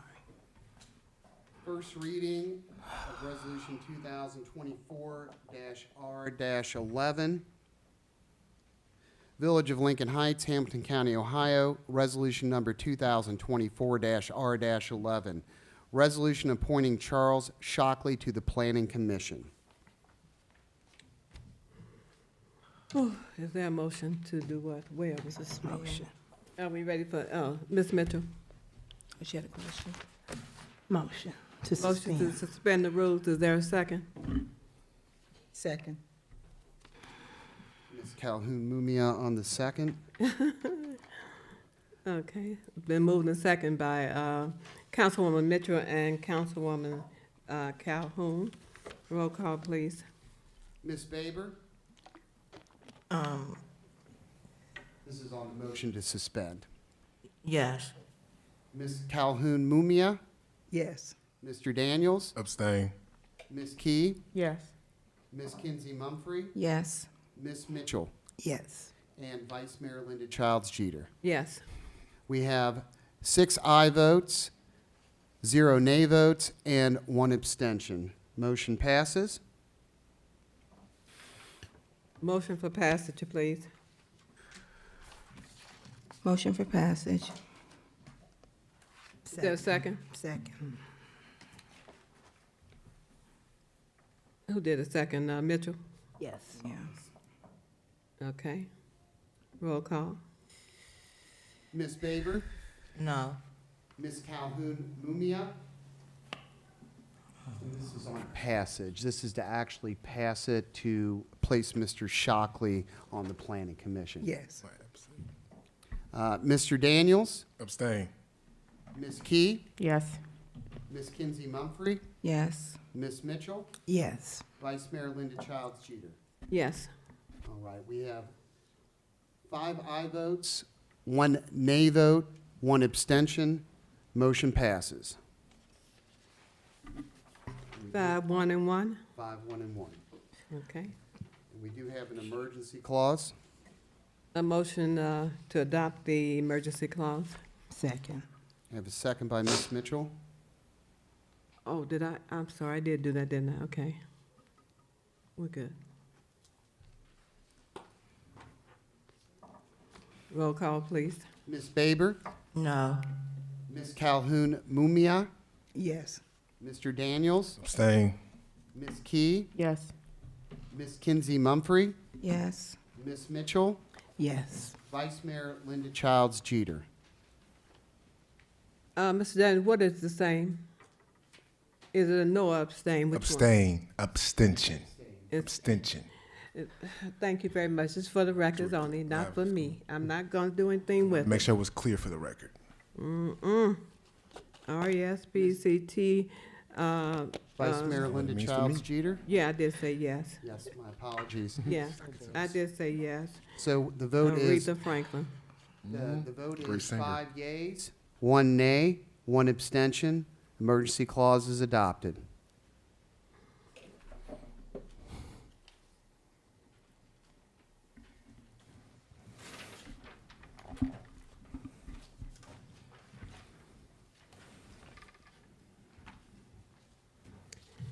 Okay, so moving right along to the next item on the supplemental agenda would be first reading resolution number 2024-R-12. What is your pleasure, council?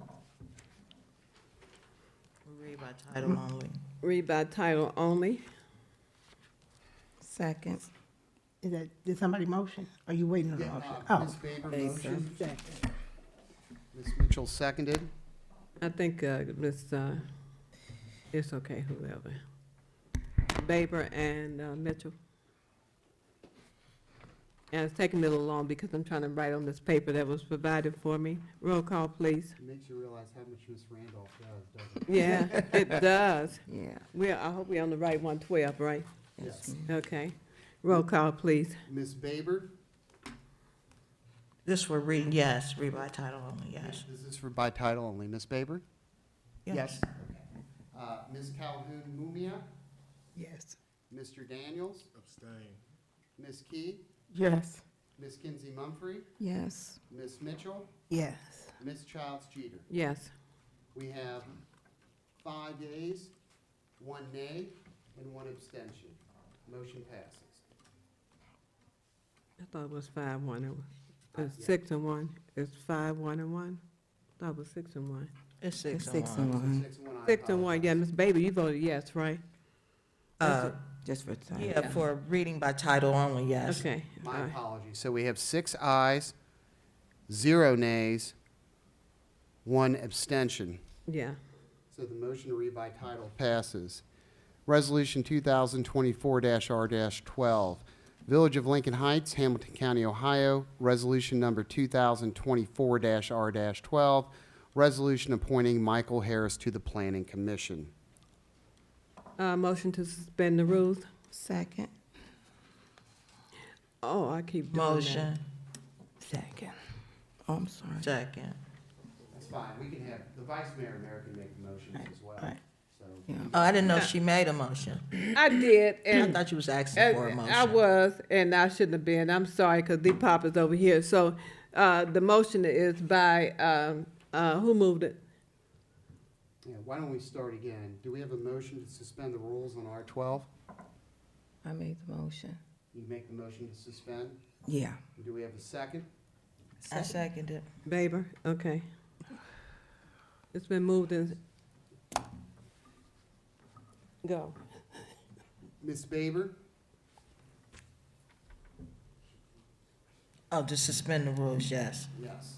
Ms. Calhoun Mumia? Yes. Mr. Daniels? Abstain. Ms. Key?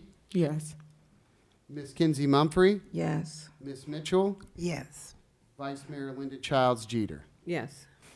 We have 6 aye votes, 0 nay votes, 1 abstention. The motion to suspend R12 passes.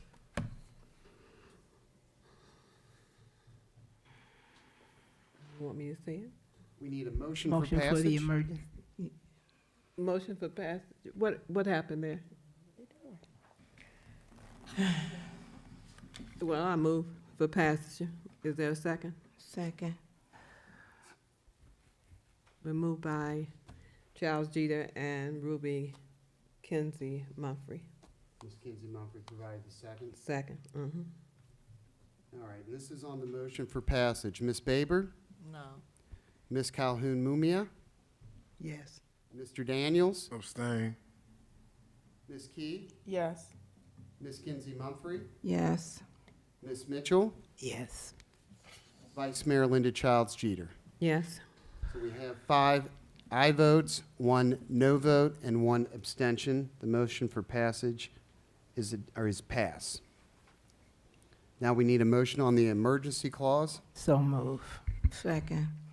Got moved by Ms. Mitchell, seconded by Ms. Kinsey Mumphrey. Ms. Baber? No. Ms. Calhoun Mumia? Yes. Mr. Daniels? Abstain. Ms. Key? Yes. Ms. Kinsey Mumphrey? Yes. Ms. Mitchell? Yes. Vice Mayor Linda Childs Jeter? Yes. We have 5 aye votes, 1 nay vote, and 1 abstention. The emergency clause is adopted. And for the record, I voted no because these people are not here. They're not here to speak for themselves or say what they're gonna do or what they want. So that's why I voted no, for the record. Okay. It's noted, these are the 2 people that were on the commission before. And they, in order for us to get that land usage plan, I didn't know. you know, get it passed, because Mr. Lemon needs that to happen, so that we can move forward on some things. That is the reason for that. So, you know, it is what it is. We got 5, so it made it through. So thank all of you. We're good. Do we need to, when we get to the motions and you don't understand, don't remember what was said about it, it can, we can call for the question and we can ask. It's okay. I understood, but for the record, Thank they're you. not here. Thank you. Looks like our next item on the supplemental agenda is Resolution 24-R13. Is there a motion for title? So moved. Second. Moved by Vice Mayor Linda Childs Jeter, seconded by Councilwoman Phyllis Baber. You're gonna read it, then I'll amend it. Okay. Ms. Baber? Yes. Ms. Calhoun Mumia? Yes. Mr. Daniels? Yes. Ms. Key? Yes. Ms. Kinsey Mumphrey? Yes. Ms. Mitchell? Yes. Our Vice Mayor Linda Childs Jeter. Yes. We have 7 aye votes, 0 nay votes. The motion passes. Mr. Deepak, I'd like to amend 2020. Let me do the first reading and then we'll do Oh, the okay. amendment, okay? Go. Oh, I'm sorry, I did leap out there, didn't I? This is 24-R-13, Village of Lincoln Heights, Hamilton County, Ohio, resolution number 2024-R-13, resolution approving participation in State Treasury Asset Reserve of Ohio. Need to amend resolution number 2024-R-13 to change the date for the first reading, which is tonight, from February the 9th to February the 12th. Is there a second? Second. We have a motion by Vice Mayor Linda Childs Jeter to change the first reading date on R13 from February 9th, 2024 to February 12th, 2024. And we have a second by Mayor. by Ms. Kinsey Mumphrey. Yes. Ms. Baber? Yes. Ms. Calhoun Mumia? Yes. Mr. Daniels? Yes. Ms. Key? Yes. Ms. Kinsey Mumphrey? Yes. Ms. Mitchell? Yes. Vice Mayor Linda Childs Jeter. Yes. Motion to amend passes 7 with 7 aye votes and 0 nay votes. Is there a motion to suspend? So move. Second. We have a motion by Councilwoman Laverne Mitchell to suspend the rules requiring 3 readings, a second by Councilwoman Phyllis Baber. Ms. Baber? Yes. Ms. Calhoun Mumia? Yes. Mr. Daniels? Yes. Ms. Key? Yes. Ms. Kinsey Mumphrey? Yes. Ms. Mitchell? Yes. Vice Mayor Linda Childs Jeter. Yes. Who did the first and second? We had the motion by Ms. Mitchell and the second by Ms. Baber, correct? Yes. All right, and the motion to suspend passes 7-0. Is there a motion for passage? Motion. Second. We have a motion for passage by Ms. Phyllis Baber, seconded by Ms. Kinsey Mumphrey. Ms. Baber? Yes. Ms. Calhoun Mumia? Yes. Mr. Daniels? Yes. Ms. Key? Yes. Ms. Kinsey Mumphrey? Yes. Ms. Mitchell? Yes. Vice Mayor Linda Childs Jeter. Yes. We have 7 aye votes, 0 nay votes. The motion for passage passes. The motion to adopt the emergency clause. Second. We have a motion to adopt the emergency clause on R13 by Vice Mayor Linda Childs Jeter. The motion was seconded by Councilwoman Phyllis Baber. By It was me. Oh, I'm sorry. Ms. Kinsey Mumphrey. Ms. Baber? Yes. Ms. Calhoun Mumia? Yes. Mr. Daniels? Yes. Ms. Key? Yes. Ms. Kinsey Mumphrey? Yes. Ms. Mitchell? Yes. Vice Mayor Linda Childs Jeter. Yes. We have 7 aye votes and 0 nay votes. The emergency clause on R13 is adopted. The next resolution up is 24-R-14. Do we have a motion? Read by title only. Second. We have a motion to read Resolution 24-R-14 by title only by Ms. Baber, seconded by Ms. Kinsey Mumphrey, correct? Correct. Ms. Baber? Yes. Mr. Daniels? Abstain. Ms. Calhoun Mumia? Yes. Ms. Key? Yes. Ms. Kinsey Mumphrey? Yes. Ms. Mitchell? Yes. Vice Mayor Linda Childs Jeter? Yes. We have 6 aye votes, 0 nay votes, 1 abstention. The motion to read by title only passes. This is 24-R-14, Village of Lincoln Heights, Hamilton County, Ohio. Resolution number 2024-R-14. Resolution accepting proposal from the Kleingers Group for engineering services for the Simmons Avenue Improvement Project and authorizing the interim manager to execute the proposal for professional services and to proceed on behalf of the village. I move to suspend suspend the rules. Second. We have a motion to suspend the rules requiring 3 readings of 24-R-14 by Vice Mayor Linda Childs Jeter, seconded by Ms. Kinsey Mumphrey.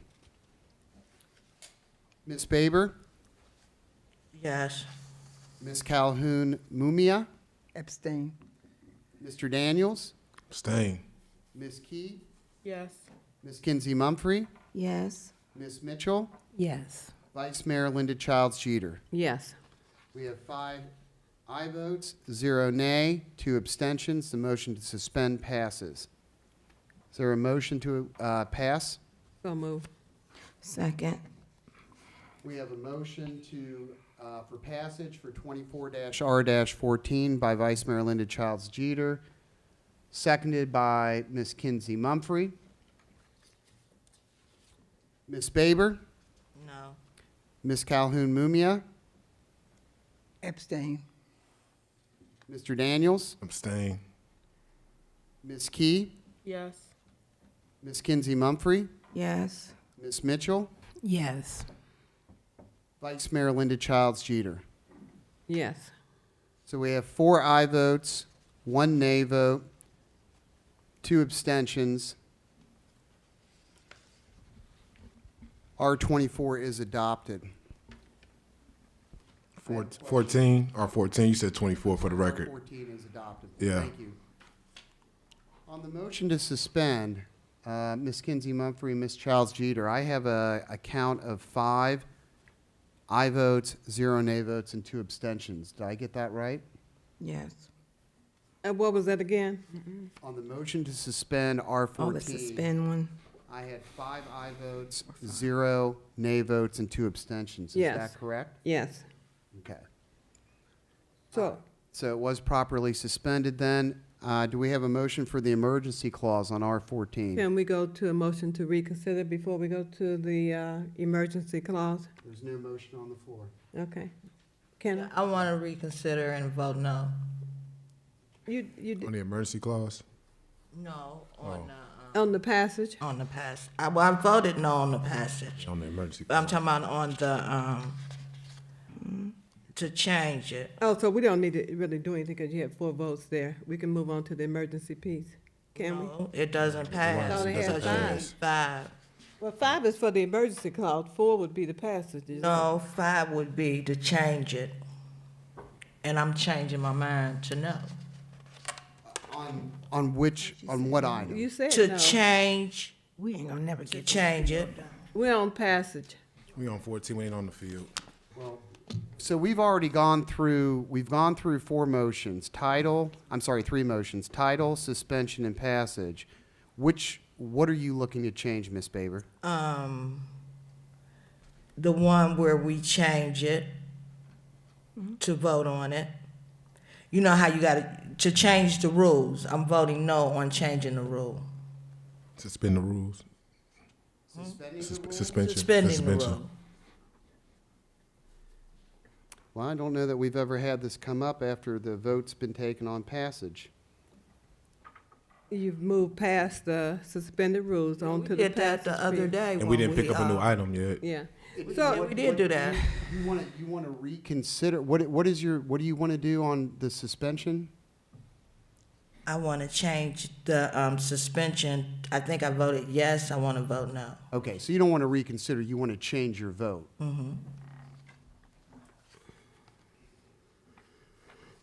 Emergency clause will fail. I honestly don't know, sitting here at this point. I mean, usually the change of, we've already had the vote on passage. And on the procedural of the suspension of the rules, I just don't know if you can do that. You might be able to, I just don't know, and I'll have to look into that. The rule of council says that you have a right to change your vote until the next item is considered. Yeah. Question. Yes, ma'am. Okay, so, right, so usually the reconsideration is on the entire resolution or ordinance, correct? For reconsideration. Yeah, the reconsideration is different than changing your vote. Right, but I mean, You can change your vote, the meeting. And then all the votes, all the council can vote on it. okay. All right, so I see we gonna lose out on this. Yeah, give me just one. Kids ain't gonna have no field. We're not on the field. I could have sworn. we That took ain't got something nothing to else. do with Yeah, the we field. We on Simmons and Beale done. We Street. have money riding on The these Simmons and Beale things. Street. Excuse me, I say, are we gonna open this up for discussion while you are looking, Mr. Desai, or we're gonna go back and forth, because folks are having, now we. a little angry tonight, but it's okay. Yeah, let me just read that rule again. The editorials aren't necessary either. And you should never give them that. There you go. Can we table this can to we, the end of the meeting, to the end? Yes, yes, I can. That's the reason why I'm happy when Okay, next meeting Let's comes. not confuse the situation Yeah. anymore. My brain is Yeah, right. very small.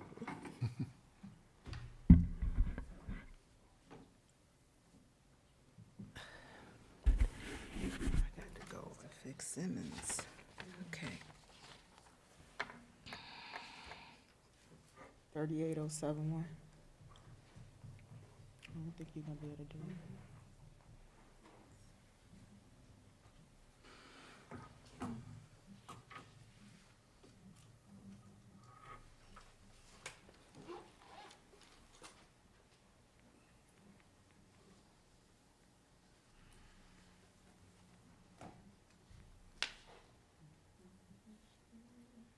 Okay, so 38.071 of the Rules of Council titled Change of Vote reads, "A member has the right to change his or her vote up to the time the next item of business is commenced. After such time, no member of the village council shall be permitted to change his or her vote as recorded without permission of the village council." The rest of the rule's not relevant. So I would interpret the next item of business to be R15, not the next motion made. I may be wrong about that. I have not encountered this before, so here is what I recommend we do. I recommend we go ahead and vote on the emergency clause, just in case I'm wrong, but I do believe Ms. Baber, based on what I'm reading here, has the right to change her vote. Because what I'd like to not have to do is come back to a regular council meeting. This may all be for naught, because as we know, the emergency clause also requires 5 votes. But I'd like to just finish up the voting so that if I am wrong about my interpretation of this rule, we don't have to call a special meeting to address anything. All right? But I do believe Ms. Baber is allowed to change her vote on the motion to suspend, which would change it from a 5-0-2 vote to a 4-1-2 vote, which means the rule was not suspended and that this item would come back for its second reading at our next meeting. Can we have a motion on the emergency clause, please? Second. We have the emergency clause adoption moved by Ms. Mitchell and seconded by Ms. Kinsey Mumphrey. Ms. Baber? No. Ms. Calhoun Mumia? Abstain. Mr. Daniels, Abstain. Ms. Key, Yes. Ms. Kinsey Mumphrey, Yes. Ms. Mitchell, Yes. Vice Mayor Linda Childs Jeter. Yes. All right, so we have Ms. Baber voting no, Ms. Calhoun Mumia, and Mr. Daniels abstaining, correct? Mm-hmm. All right, so that's not passing. And so the emergency clause, even if we were allowed to get to that point, has not been adopted because we only have 4 members voting in favor and we have 1 no and 2 abstentions. This may be an academic discussion at this point anyway, but I will look into to see whether or not after a motion to suspend is passed and then it's passed, meaning it's been adopted, can you go back and revisit the motion that allowed you to adopt it without 3 readings? Okay? So, Deepak, can this be, can this come back to next council meeting to be reconsidered, or? It will not be reconsidered. It'll come back at the 10 days. February 26th meeting. Yeah. It'll come back for a second reading under old business. Okay, just want to know, can we bring it back? I have a question, Yes, ma'am. and this is to Mr. Lemon. Do we have a deadline on this for Simmons and when we should? Okay, what is that deadline that we need to act on? the OPWC You need to speak into the mic. I believe the OPWC grant says that if it's not under construction by July 1, 2024, the grant is canceled, I believe. I'd have to go back and double check that, but the exact wording, but, you know, this is something I've been talking about, that we not only have to do the design, we have to develop the construction documents, we have to go out for bid, we have to award a contractor the bid, and then have a pre-con meeting with all the various agencies involved, and then hopefully start construction, all by July 1st. So if you consider all that work that needs to be done, I think you're in jeopardy. So it's up to you. Thank you.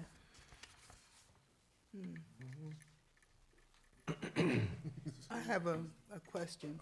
The reason that I abstained was because I really didn't understand this. Haven't heard about the Simmons Avenue Improvement Project. Is that the field? Street. No. Street. Okay, I would like a motion to reconsider resolution number 2024-R-14. Second.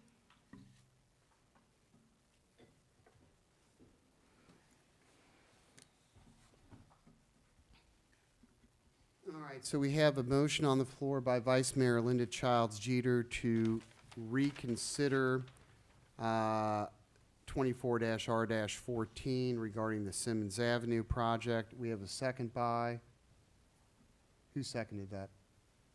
Ruby. Ms. Kinsey Mumphrey. Mm-hmm.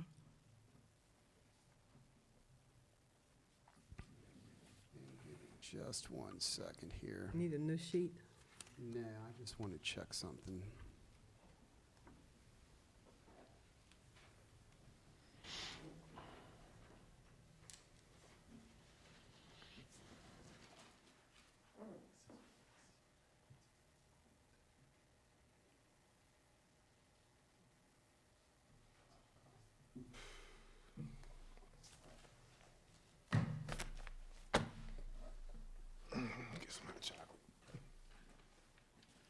All right, so on a motion to reconsider, this is found in 38.109.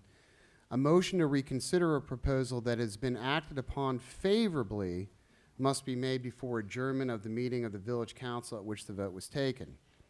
A motion to reconsider any other action taken by the village council may be made at any time at any meeting held within 10 days after the vote of the village council thereon.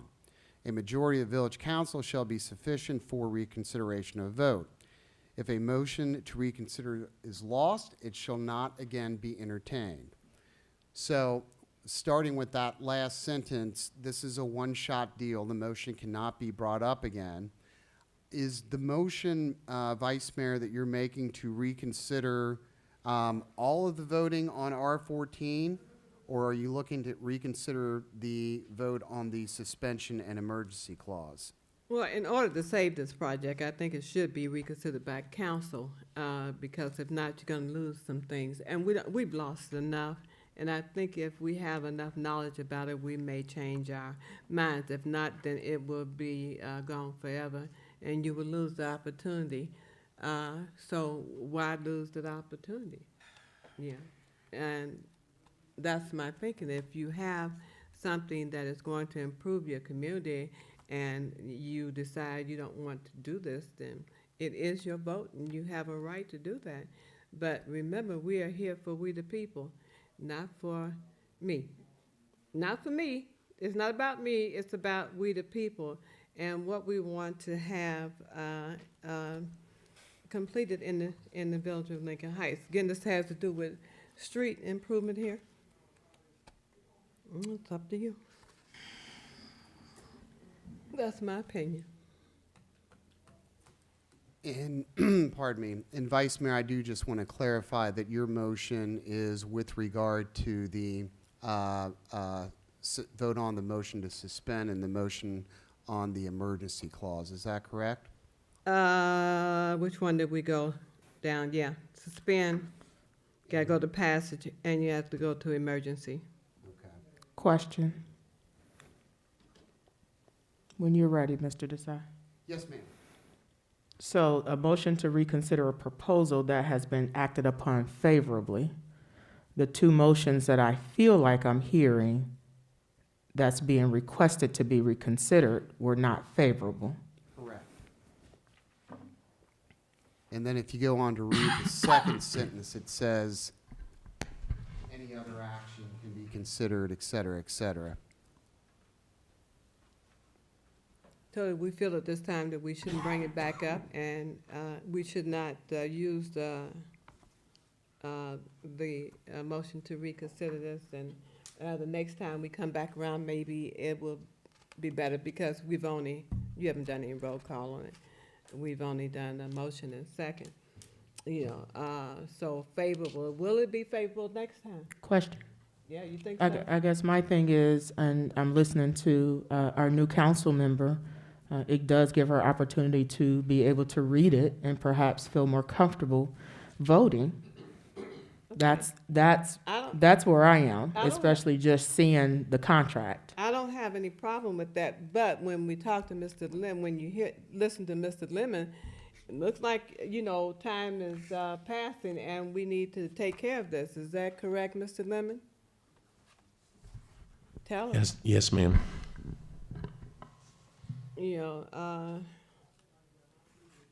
Some things we have to jump out on faith, I guess. I don't know, but if you want to bring it back to the next meeting, then you can do that. But I had a motion to reconsider this, thinking that we would, with an explanation, we would change our minds about not taking advantage of grant opportunities. So, okay. And since we are in the question discussion phase, in Ms. Calhoun-Mumia, this is pretty typical. After a motion is made and there's a second, the chair will call for questions, which is a way of saying, is there any discussion? Do you have any questions about this? I did, just because I know Mr. Lemon was trying to go through some of the dates and you had some questions about what this was about, I wanted to read to you an email that Mr. Lemon sent to all council members on January 29th. He also copied me, he copied the finance director, and he copied the clerk of council. And the email is titled Simmons Avenue. And the very first line in all caps says urgent, exclamation point. Then there's a paragraph that says, we have grants to reconstruct Simmons Avenue and construction must begin by July 1st. A proposal for professional services was prepared by Kleinger's Group in July 2023, but never acted upon. It is urgent we move on this at the February 12th meeting. Construction drawings, bid documents, bidding, and award of bid and pre-con meeting all still need to be completed by July 1st. This is a very ambitious timeline due to delays in presenting the proposal of $80,000 to council. If we don't start construction by July 1st, we are at risk of losing the SORTA, OPWC, and community impact grant totaling $698,150.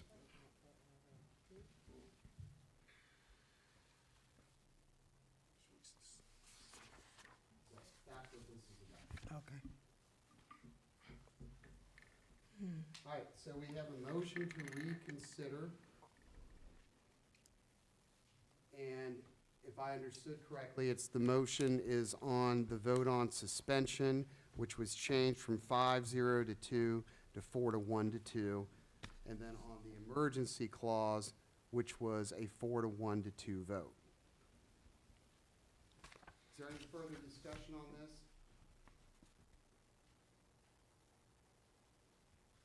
All right, so let's do the roll call vote then. Ms. Baber? No. Ms. Calhoun-Mumia? Yes. Mr. Daniels? Abstain. Ms. Key? Abstain. Ms. Kinsey-Mumphrey? Yes. Ms. Mitchell? Yes. Vice Mayor Linda Childs-Jeter? Yes. All right, so we had 2 abstentions, we had 1 no. The suspension and emergency clause both require 5, so both those motions still fail.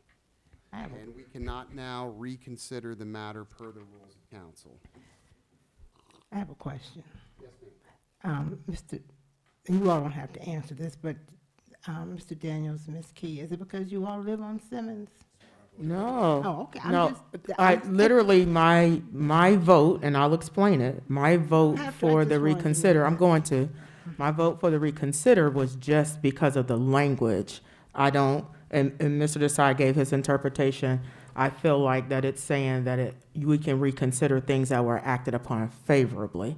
So that was my only motion. As you know, I voted for the actual legislation to pass.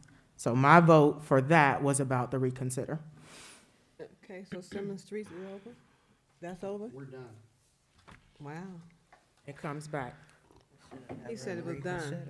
Done for the night. It can come back. It's Come done back for the at the night. next meeting. Yeah. Second reading at the Next Right. meeting. February Council meeting. 26th meeting. Okay, fine. Exactly. Got nothing to do with it. All right, next one is 2024R-15. Is there a motion? Second. I'm sorry, who made the motion? She did. Didn't you make the motion? To read by title only, is that what we're on? What? We're on 24-R-15. I can, Linda. Because I came back and seconded, I thought you made the I motion. didn't say a word. I just said, I don't know what I said, call me. Okay. I'm still stuck on the other one. Do we have a motion to read by title on R-15? So move. Do we have a second? Second. We have a motion to read by title made by Ms. Mitchell and seconded by Ms. Kinsey-Mumphrey. This is 24-R-15. Ms. Baber? Yes. Ms. Calhoun-Mumia? Yes. Mr. Daniels? Yes. Ms. Key? Yes. Ms. Kinsey-Mumphrey? Yes. Ms. Mitchell? Yes. Vice Mayor Linda Childs-Jeter. Yes. We have we have, I feel like I missed somebody. Did I miss somebody? Did you miss Mr. Daniels? No, you got them all. Got it? Got them all? Okay, it's a 7-1? We got 7-0? 7 aye votes, 0 nay votes. The motion to read by title passes. 24-R-15, resolution for contracting with McGill Smith Punchin for architectural, engineering, and design services for the improvements to the concession stand at Memorial Field, and with the Kleingers Group for the management, design, and construction administration thereof. Motion to suspend. Second. Excuse me. Any questions? We're gonna do questions? So we have a motion to suspend made by Councilmember Laverne Mitchell, and a second by Ms. Key, No. Mumphrey. by Ms. Mumphrey, sorry. Any questions? Question. We needed to amend this legislation. To the date. Mr. Desai, you were gonna come up with the language. We need to amend section 2. Correct. Yep.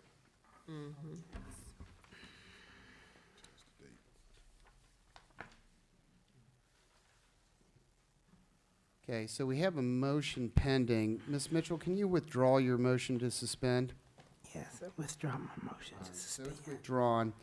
Do we have a motion to amend section 2 of 24R-15 to read, "The interim manager is hereby authorized to sign the professional services work order with MSP, comma, and the agreement for limited professional services with the Kleingers Group on behalf of the village after consulting with the solicitor, copies of which are attached here to as Exhibit A, as well as any subsequent change orders."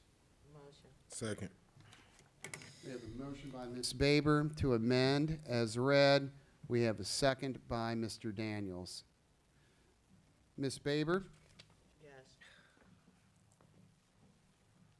Ms. Calhoun-Mumia? Yes. Mr. Daniels? Yes. Ms. Key? Yes. Ms. Kinsey-Mumphrey? Yes. Ms. Mitchell? Yes.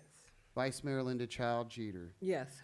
I have 7 aye votes, 0 nay votes. The motion to amend passes as read.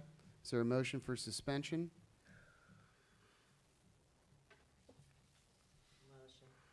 Second. We have a motion by Ms. Baber to suspend the rules, a second by Ms. Kinsey-Mumphrey. Any discussion, any questions? Ms. Baber? Yes. Ms. Calhoun-Mumia? Yes. Mr. Daniels? Yes. Ms. Key? Yes. Ms. Kinsey-Mumphrey? Yes. Ms. Mitchell? Yes. Vice Mayor Linda Childs Jeter. Yes. We have 7 aye votes, 0 nay votes. Motion to suspend passes. Do we have a motion for adoption of R-15? Second. We have a motion to adopt R-15 by Ms. Baber, a second by Ms. Kinsey-Mumphrey. Any questions? Ms. Baber? Yes. Ms. Calhoun-Mumia? Yes. Mr. Daniels, sorry. Mr. Daniels? Yes. Ms. Key? Yes. Ms. Kinsey-Mumphrey? Yes. Ms. Mitchell? Vice Mayor Linda Childs Jeter. Yes. We have 7 aye votes, 0 nay votes. R-15 is adopted and has passed. Is there a motion to adopt the emergency clause? So moved. Sorry. We've got a motion to adopt emergency clause by Vice Mayor Linda Childs Jeter, and I'm sorry I did not hear who the second came from. It was Miss Baber. Seconded by Ms. Baber. Any questions? Ms. Baber? Yes.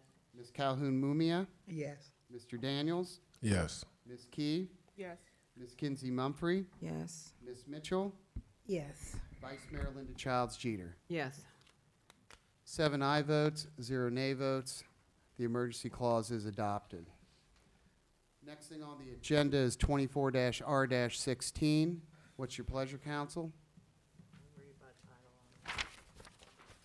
Second. We have a motion to read by title by Ms. Baber, second by Mr. Daniels. Any questions?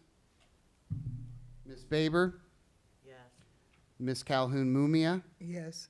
Mr. Daniels? Yes. Ms. Key? Yes. Ms. Kinsey-Mumphrey? Yes. Ms. Mitchell? Yes. Vice Mayor Linda Childs Jeter? Yes. We have 7 aye votes, 0 nay votes. The motion to read by title only passes. This is 24-R-15, Village of Lincoln Heights, Hamilton County, Ohio, resolution number 2024-R-15. Resolution for contracting with McGill Smith Puncheon for architectural, I'm sorry, I'm reading the wrong one. It's okay. You got it? This is R-16. Yes. This is R-16. Village of Lincoln Heights, Hamilton County, Ohio, resolution number 2024-R-16, resolution to contract with Alloy Development Company for professional services relating to the establishment of a community reinvestment area in Lincoln Heights. Is there a motion to suspend? Second. I'm sorry, who made the motion? I did. Vice Mayor Linda Childs Jeter made the motion, and who made the second? Mitchell. Ms. Mitchell made the second. Any questions? Ms. Baber? No. Ms. Calhoun Mumia? Yes. Mr. Daniels? Yes. Ms. Key? Yes. Ms. Kinsey Mumphrey? Yes. Ms. Mitchell? Yes. Vice Mayor Linda Childs Jeter. Yes. I have 6 aye votes, 1 nay vote. The motion to suspend passes. Is there a motion to adopt R-16? Motion to adopt. Second. We have a motion for passage by Ms. Ruby Kinsey Mumphrey, seconded by Ms. Mitchell. Any questions? Ms. Baber? I'm going to abstain. Ms. Calhoun Mumia? Yes. Mr. Daniels? Yes. Ms. Key? Yes. Ms. Kinsey Mumphrey? Yes. Ms. Mitchell? Yes. Ms. Linda Childs Jeter. Yes. All right, so we have 6 aye votes, we have 0 nay votes, we have 1 abstention. R-16 is passed. Is there a motion for the emergency clause? So move. Second. We have the adoption of the emergency clause moved by Ms. Mitchell, seconded by Ms. Kinsey Mumphrey. Any questions? Ms. Baber? Abstain. Ms. Calhoun Mumia? Yes. Mr. Daniels? Yes. Ms. Key? Yes. Ms. Kinsey Mumphrey? Yes. Ms. Mitchell? Yes. Vice Mayor Linda Childs Jeter? Yes. We have 6 aye votes, 0 nay votes, 1 abstention. The emergency clause is adopted. Next item is 24-R-17. What's your pleasure, council? Is there a motion to read by title? Motion to read by title. Is there a second? Second. We've got a motion to read R-17 by title by Ms. Kinsey Mumphrey, second by Ms. Mitchell. Any questions? Ms. Baber? Abstain. Ms. Calhoun Mumia? Yes. Mr. Daniels? Abstain. Ms. Key? Yes. Ms. Kinsey Mumphrey? Yes. Ms. Mitchell? Yes. Vice Mayor Linda Childs Jeter. Yes. We have 5 aye votes, we have 0 nay, we have 2 abstentions. Motion to read by title passes. This is 24R-17.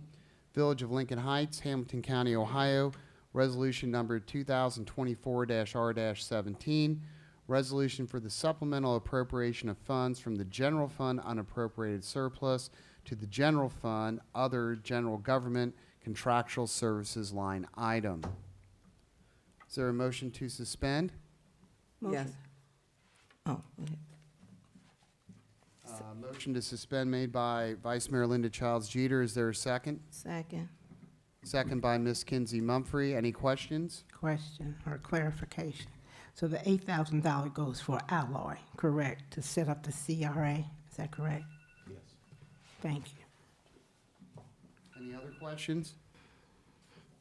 Ms. Baber? Abstain. Ms. Calhoun Mumia? Yes. Mr. Daniels? Abstain. Ms. Key? Yes. Ms. Kinsey Mumphrey? Yes. Ms. Mitchell? Yes. Vice Mayor Linda Childs Jeter. Yes. I have 5 aye votes, 0 nay votes, 2 abstentions. The motion to suspend the rules requiring 3 readings on R-17 passes.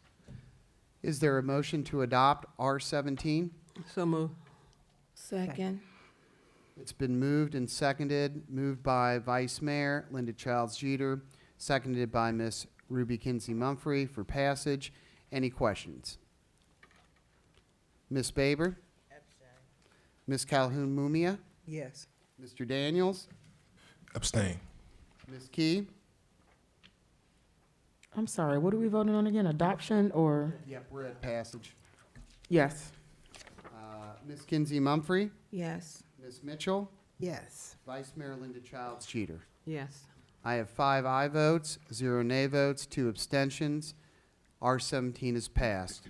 Is there a motion on to adopt the emergency clause? There is none. Oh, I'm sorry. We have a motion, I'm sorry, there is no emergency clause, it's a supplemental appropriation. Okay, we're good. So by charter, a supplemental appropriation, I think I usually cite this section, 4.10E, it automatically goes into effect, so no need for an emergency clause. My apologies. You didn't put it in there, did you? No, no need. My apologies for calling for the vote. That's it.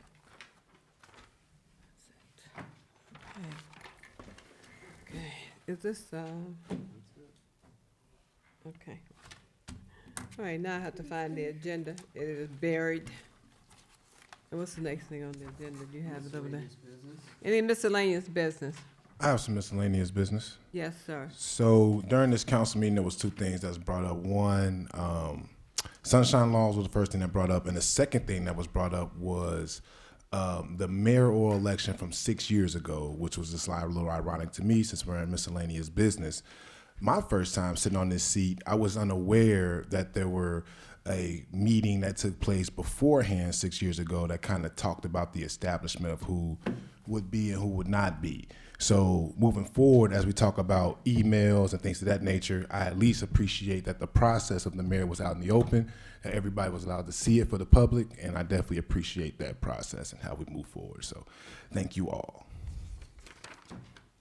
Okay, on the miscellaneous business for the concerns you have considering the process that we took for determining who would be seated in. I just said, no, I said I appreciated the process from where we was from 6 years ago. Mr. Daniels, you gonna allow me to finish? Thank you Oh, very I much. thought you was asking a question. I apologize for cutting you No. off. For the person who's sitting there, I'm asking for your input so it can go into the file folder for the next time you need to look for someone for that seat. You will have a template or guideline. That's all. If it's something during that whole process that we did that you think that we should change, you could change it. And the next time that you have to do this, which would mean I wouldn't be on council, so it's not gonna affect me, but it will make it easier for you to search for your questions. And I want to thank both, all 3 people, Councilwoman Key and Councilwoman Laverne Mitchell and our solicitor, Attorney Deepak Desai, for coming up with the question. I merged them together. And then for the individual questions that we all asked. What are we talking about right now? Are we talking about the election of our council member? We're not talking about council, but thank you. I wasn't talking about council, but I appreciate that. I wasn't talking about council member, but I appreciate that process But you too. don't mind me talking about what I was talking about with and thanking folks under miscellaneous. Oh, okay. All I was doing was a thank you, and if there was something in the process of taking care of that seat over there, that you can put the changes, send the changes, and then we can talk about it and put it in the folder for the next time, or file it on the computer, and also have a printed copy in a binder, so that we will know how to do this, and you can always tweak it if it's determined by the council that there's a need for that. And that was all, Mr. Don. Mr. Daniels, let me apologize. I was only talking about the process. That's all, as to determining a vacant seat, not about anything else. So And again, I'm gonna apologize to my upcoming young man. Madam Chair, Yes. I do have some miscellaneous business.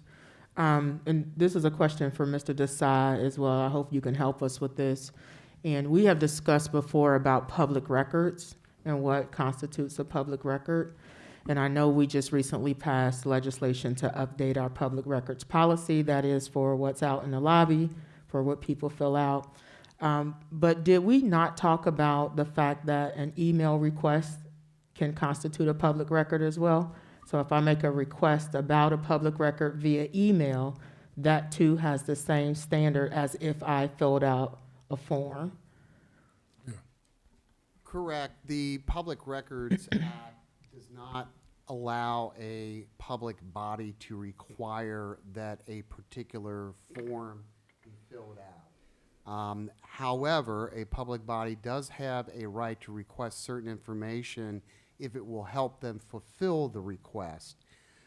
So we have a form to help facilitate the process, but if somebody were to email a request, has happened a lot over the last 90 days, those requests are filled. And they're filled using the same public record standard as if there's so many days that the response need to be responded to. So the Public Records Act says a reasonable time. If somebody asks us to go get documents back from the 1900s, Right. As we did recently get, somebody wanted us to go back and get documents from 1900. A reasonable time is going to be different than if somebody asked for a copy of our public records policy. Gotcha. My general rule of thumb, and this is just Deepak's rule of thumb because of the public entities I've worked for, and everybody kind of wants a rule of thumb, is 5 days, 5 business days. But it does depend often on what they're asking for. And I think we should always strive to provide it as readily as possible. It's as easy as pushing the print button and printing out your public records policy. Push that button and get it done in 24 hours if you can. Thank you. And the reason why I asked you to go over that again, I remember us talking about it before. I've made several requests to our clerk and have not received responses to those requests for information that our clerk's office has, and that's only the place that it's being held, and she is the clerk of record. And I have not gotten that information. And I was actually told that she doesn't have time to get those questions answered for me.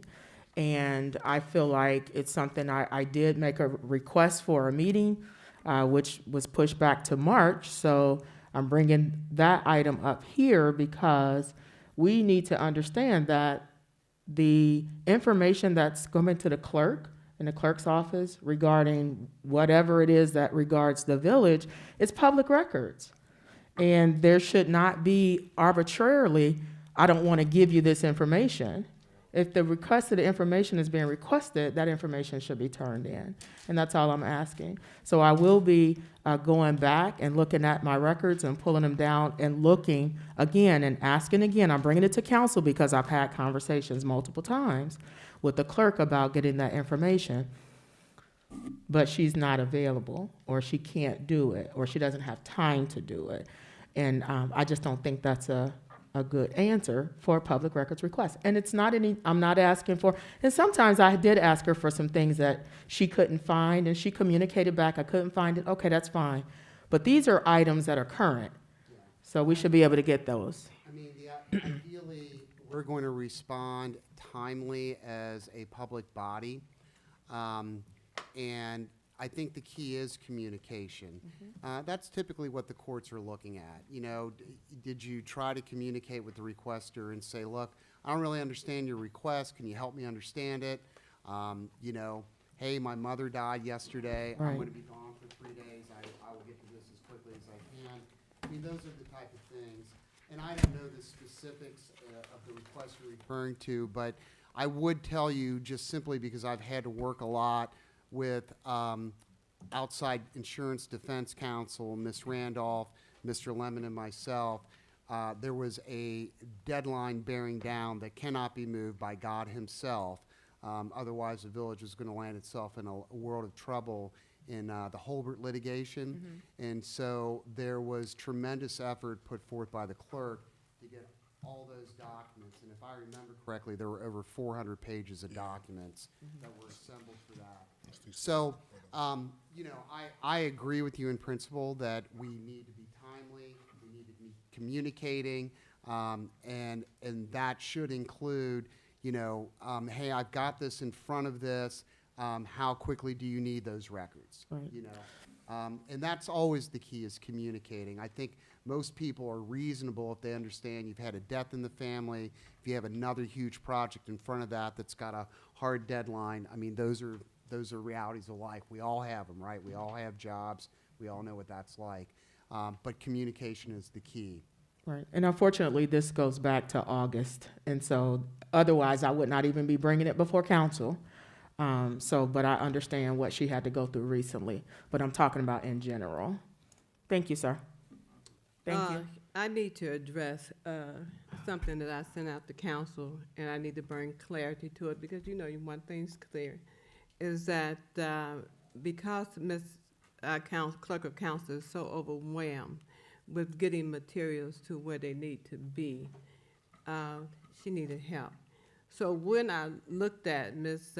Vicki Bowers' way of working here, I went to Mr. Lemon. I talked to Mr. Key first, and then I talked to Mr. Lemon, and I said that I would like to split the day up, the top part with finance and the second half of the day with the vice mayor and clerk of council. And that was because we needed help down here so that we would not get in trouble by not sending that material that was needed, that the attorneys were asking for, and it was a lot of it. So if you misread that, then I'm sorry. It had to do with cross-training, because if a person is not here, there should be someone else that can take over that job and help.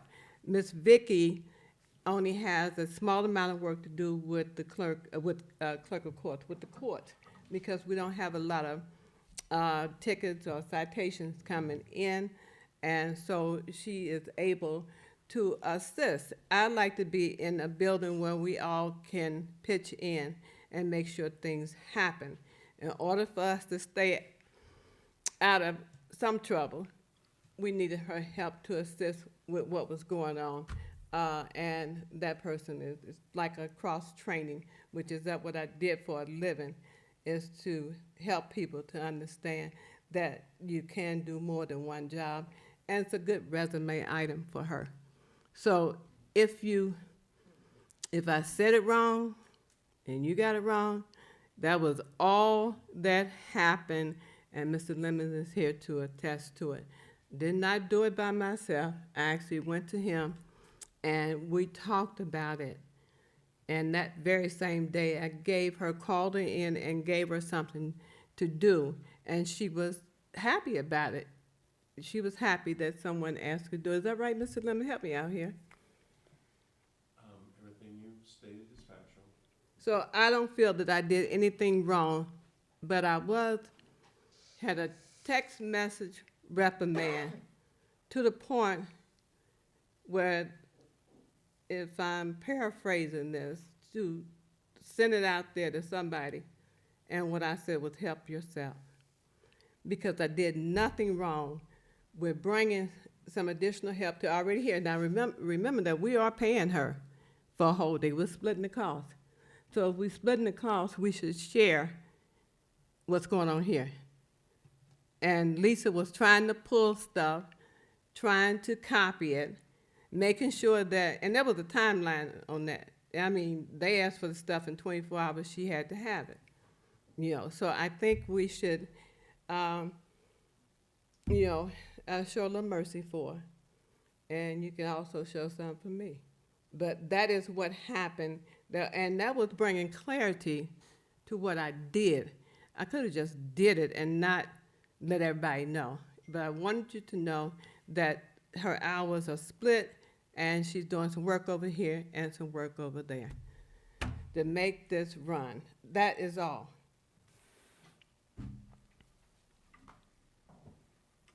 Oh, Mr. Daniels, I'm sorry, I turned to Mr. Desai. Yes.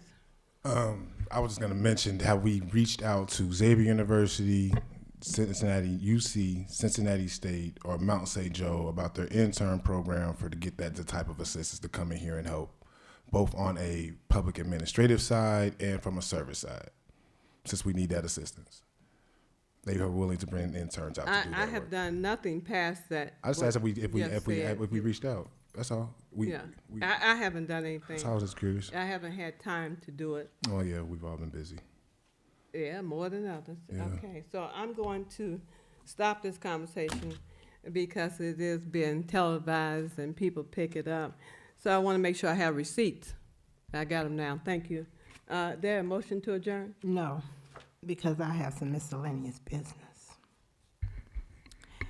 With this being African American History Week or month, I'd like for us to recognize Herman Dantzler. Herman Dantzler has served about a 6-year term as mayor. He served on council. He's been the interim manager twice for the village of Lincoln Heights. Mr. Dantzler was truly a seasoned statesman. He did so much for the village. He was in the throes of the urban renewal program. He brought much professionalism to the council. He was a man of his word. My father used to say, as long as Herman Dantzler is down at City Hall, we can't go wrong. And that was true. So I just wanted to highlight Mr. Dantzler.